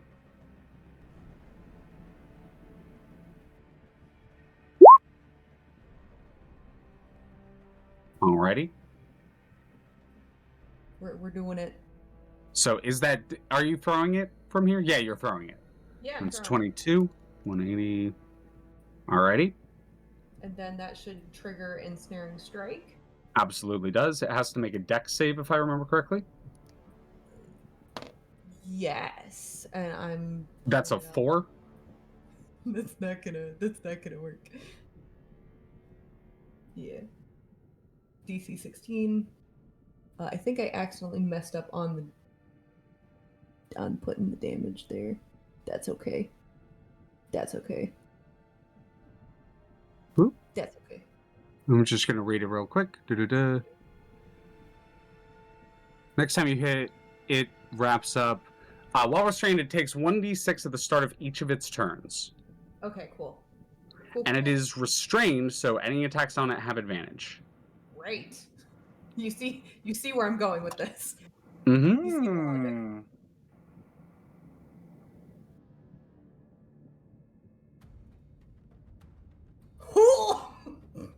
Oh. 14 to hit. Thank God for damage. 14 actually misses this thing. I figured as much, Oh, but that's okay. 20. Would you like to use a hero point? I would actually. We're gonna do Clippy appears. Would you like to use a hero point? Oh, Clippy, get out of here! Damn. You know what? That's okay. I think I am. I think. Yep. Yeah. If you do, you still have advantage on it as well. Well, hell. there you go. Jesus Christ. Natural 30. Just very There vividly you go. pictured. That Very is a vividly throw. pictured Well, you Chris throw it. KO. It starts to, like, as where it hits, the vines start to wrap around it. You step up, grab it, and while you pull the hammer back, the vine's still growing from the hammer into the wall. You slam down the second attack with it. Doesn't do the 3, but you can smite. Sure. Let's do it. Because the big thing is, if you smite with this, you deal double smite damage. Right. So that's 2d8. Mm-hmm. 6. Ba-boom. Dice give it the dice. Also, for some... Oh, it did... You didn't actually... The dice giveth, dice taketh away. Okay, yeah, got it. So that's an additional 6 on top of the 14. So that's 20 just from the normal hit. What level spell are you smiting with? Because I'm out of first level. Let us see. It's a great. I think you have access to third. I have access all the way to fourth.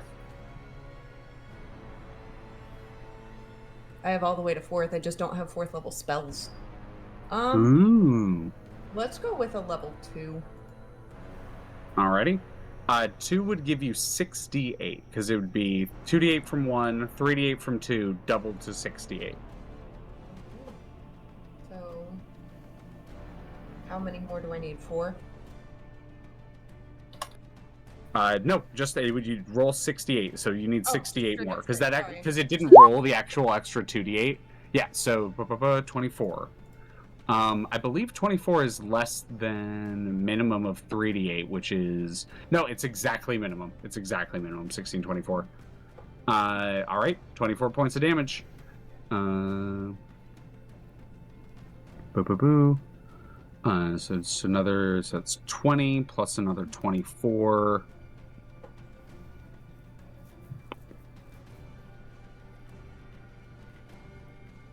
Okay.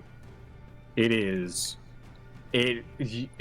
looking real bad as you pull the hammer back out the crater left from that last holy blow. And what does this blow look like? It is a natural 20 with a crit, big smite. What does this look like to everyone? So the way that I'm imagining this, right, because you've got Ensnaring Strike already going, the vines just like the way that I kind of imagine it is the Ensnaring Strike, there's like these brambly vines that like come out of the hammer, right? And as they go in for a second smite, you all watch as the life that's already there for flavor just begins to grow more. It grows bigger, it sinks in deeper, it feels and looks revitalized. In response, this thing is going to use its legendary Big Funny, and it is going to try to swat the two of you away from it. And I need you two... Actually, are you within? You're within it as well. Kazador, Xoruk, Vex, I need you all to make dexterity saving throws as it rips another root, this time out of this wall, and tries to slam you all away from it. Dex save? Mm-hmm. Oh boy. 19. 11. What? 19 from Hakka? 6. You don't have to roll it, Connor. It is, they cannot hit you. It is 30-foot cone. Xoruk, 19 fails. Oh, damn. But a 22, because of Vex's aura, succeeds. Never mind. I couldn't even do this on a crit. Damn. Xoruk, you see it at the last second, and this time instead of doing the backflip over, you do the slide to the side, slide one leg out and duck real low as it sails over your head this time. Unfortunately, Vex, you do the call out, the watch out as for part of the aura, bring up the shield as it slams into you and Hakka. Hakka, you dive out of the way, but it just catches you on the side too fast. Mm-hmm. I know that's as almost maximum for you. It's just dex saves are not your thing. Yep. Yeah, it do what it do, yo. Hey, do what it do, yo. You want to take. Hey, this is just, I'm gonna do it the easy way.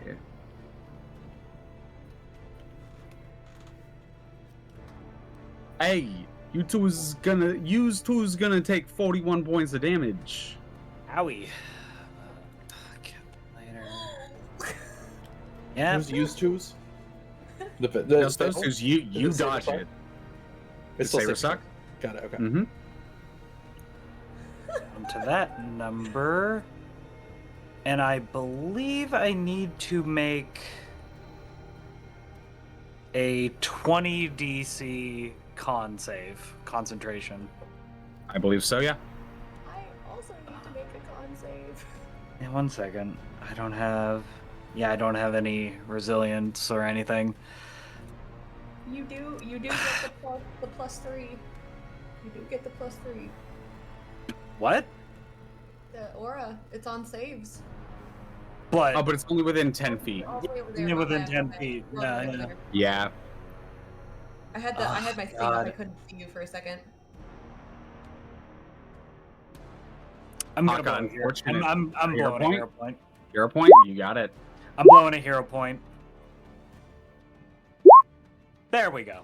There it is. There it is. Just roll high, forehead. God. It sends you stumbling, sprawling across the floor, but you felt worse. You dig in, keeping that magic with you. Mm-hmm.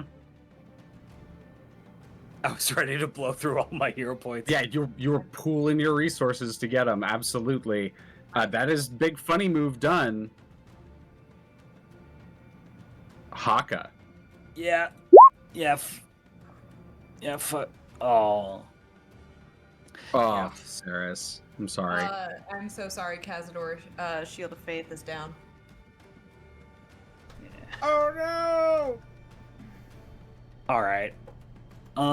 Let's put 2d6. Oh, unfortunately, Ensnaring Strike already took Shield of Faith down. Oh, Just that's concentration. Right. Sorry, my bad. You're all good. Ensnaring Xoruk, Strike's down, but you got the benefit from that already. Also, Xoruk, no. get 2 health back, Xoruk. It's 46 because healing. This is part of the Aura of Vitality. Oh yeah, it's Aura Vitality. Never mind. Yeah, you're right. Yeah. 2d6 and no modifier. Mm-hmm. Yep. Do it, Well, do you? Don't want to know, Yog. It's so funny saying that makes me not want to cry now. For my action, Mm-hmm. this thing looks rough. It's desperately flailing, defending itself with its last vestiges of strength. Okay. I'm so sorry to interrupt. Vestiges, I'm dumb. sorry. Shield of Faith isn't concentration. It actually is.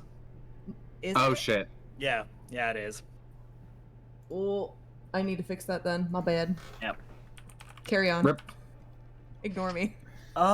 Ignore me. Yeah, I hate to be rules lawyer, but yeah, it is. No, you're good. I just had it on my sheet wrong. Yeah. You're good. Ignore me. I'm gonna... Is this concentration? No, it's not. I'm gonna cast Blight on the wall. Abso-fucking-lutely. So that is alright. a Needs to make a con fourth save. level. Fourth level. Yep. This thing's probably chunky, but Mm-hmm. it's probably got a pretty high chunky con save. But 17. the spell save DC is wrong on the spell. It is 18. So Alrighty. I think it fails. 18. Fails. Yeah. Hakka, how do you want to do this? Okay. Hakka, so channels a bit of holy energy into Xoruk to keep him alive, and then this dark... Describe your finishing move. You know what Hakka's gonna fucking do? Let me move. He's gonna just, like, dig his claws into the wall and just begin pumping as much necrotic energy into this thing's veins through his arms. You And it watch just as begins to just destroy. What color is your necrotic everything. energies? Is it still turquoise or is it? I'm gonna say it's like a darker, desaturated turquoise. Got And it. Got it. It's, So it's very more of sickly. yeah, it's more of a sort of unholy neon glow as these cracks in the veins, the thin membrane, it starts to glow through. You watch as it starts to spider web through its various veins, and the pupil of the eye, like the white of the eye, actually starts to almost like veins pop in it, and it starts to bleed and fill with that color until in front of Xoruk and Vex, you both kind of shield yourselves as it explodes in front of you. And it's just like like all the eyes explode, the flailing tendrils droop, and it's just dripping that inky ichor now.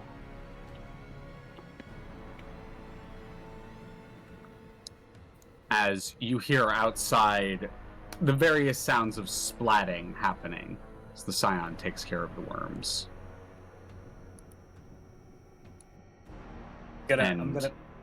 You'll go ahead. I'm just gonna make this really easy so we get this out of the way. I have 8 rounds of Aura Vitality. So that's gonna go into Xoruk. That's gonna go into Vex. And then this is for me. That's it. Gathering yourselves, getting healed by Hakka, and looking around at the carnage you've wrought. The Scion strolls in to meet and to speak with you all, seemingly floating with you with some intention and perhaps urgency. We'll find out what they have to say next time. Oh, what a good session. Oh my god. We did it! Intriguing stuff. We killed Fucko McFuckstick. We defeated the wall. And his fuck stick. The greatest enemy to D&D parties, a wall. The wall. The wall. Oh, good shit, Leah. Yeah, amazing session, everyone. And thank all of you for stopping by and watching. Yeah.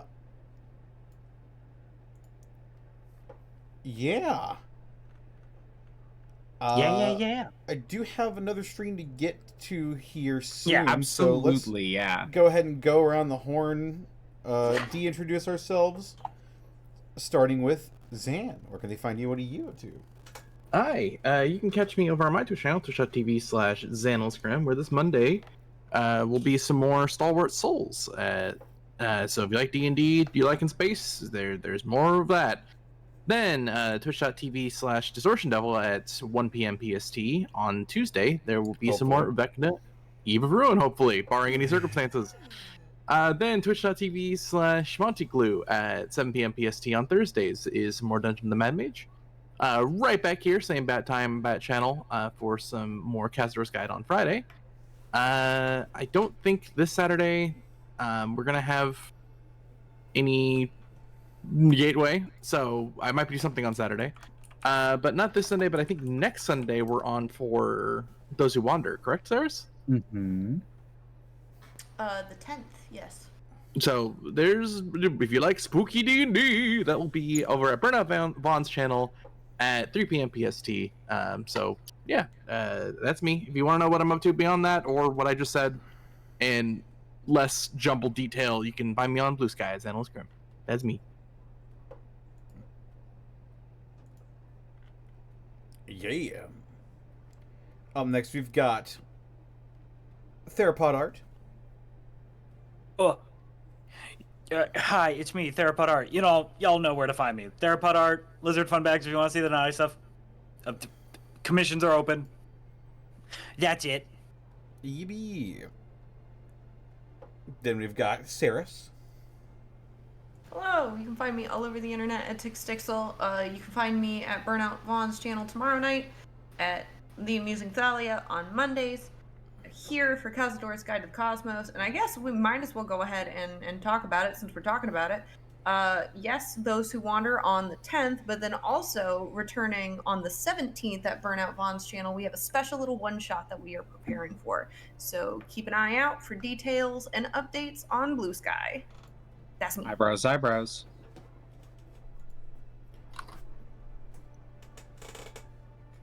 All right. Speaking of, our wonderful DM, Amusing Thalia. Hi, I'm Amusing Thalia. I described what I do at the beginning of the stream. If you watch this, you can go back and watch that at some place that Connor has. I'm on my channel doing things. I'm on this channel doing things. I'm on Those Who Wander doing things. That's it for now. I'll see y'all around. Yeah. And as always, you can watch this VOD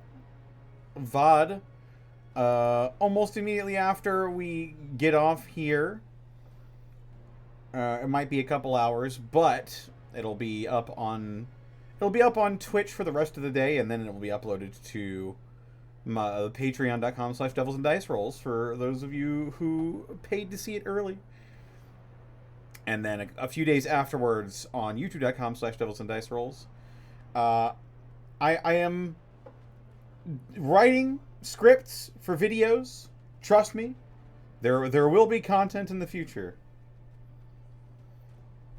But yes, that is happening. Brain shutting down a little bit, but we'll be all right. This episode is brought You to need you to go in part reset. by Beard Sorcery. That's right, Beard Sorcery. Beard. For all of your beard care product needs, head over to Beard Sorcery. Use code DistortionDevil as well if you need some coffee, or if the coffee lover in your life is after some delicious artisan coffee. Head on over to Bones Coffee Company. Use code DistortionDevil and you can save 10% when you shop. And gotta thank all the people that stopped by, donated bits and subs today, including Darky Arts. Thank you for the 13 months. Time for Leah's Guide to Spooky Space Worms. Buttons 23. Thank you for the 3 months. Spicy Noodles Go Zap Zap. Bangalangs00. Thank you for the 100 bits. Hey Connor, just wanted to swing by, drop by some bits. Much love from an Unexpectables fan. Love how in-depth you've gone and / are going with Panic and Otho.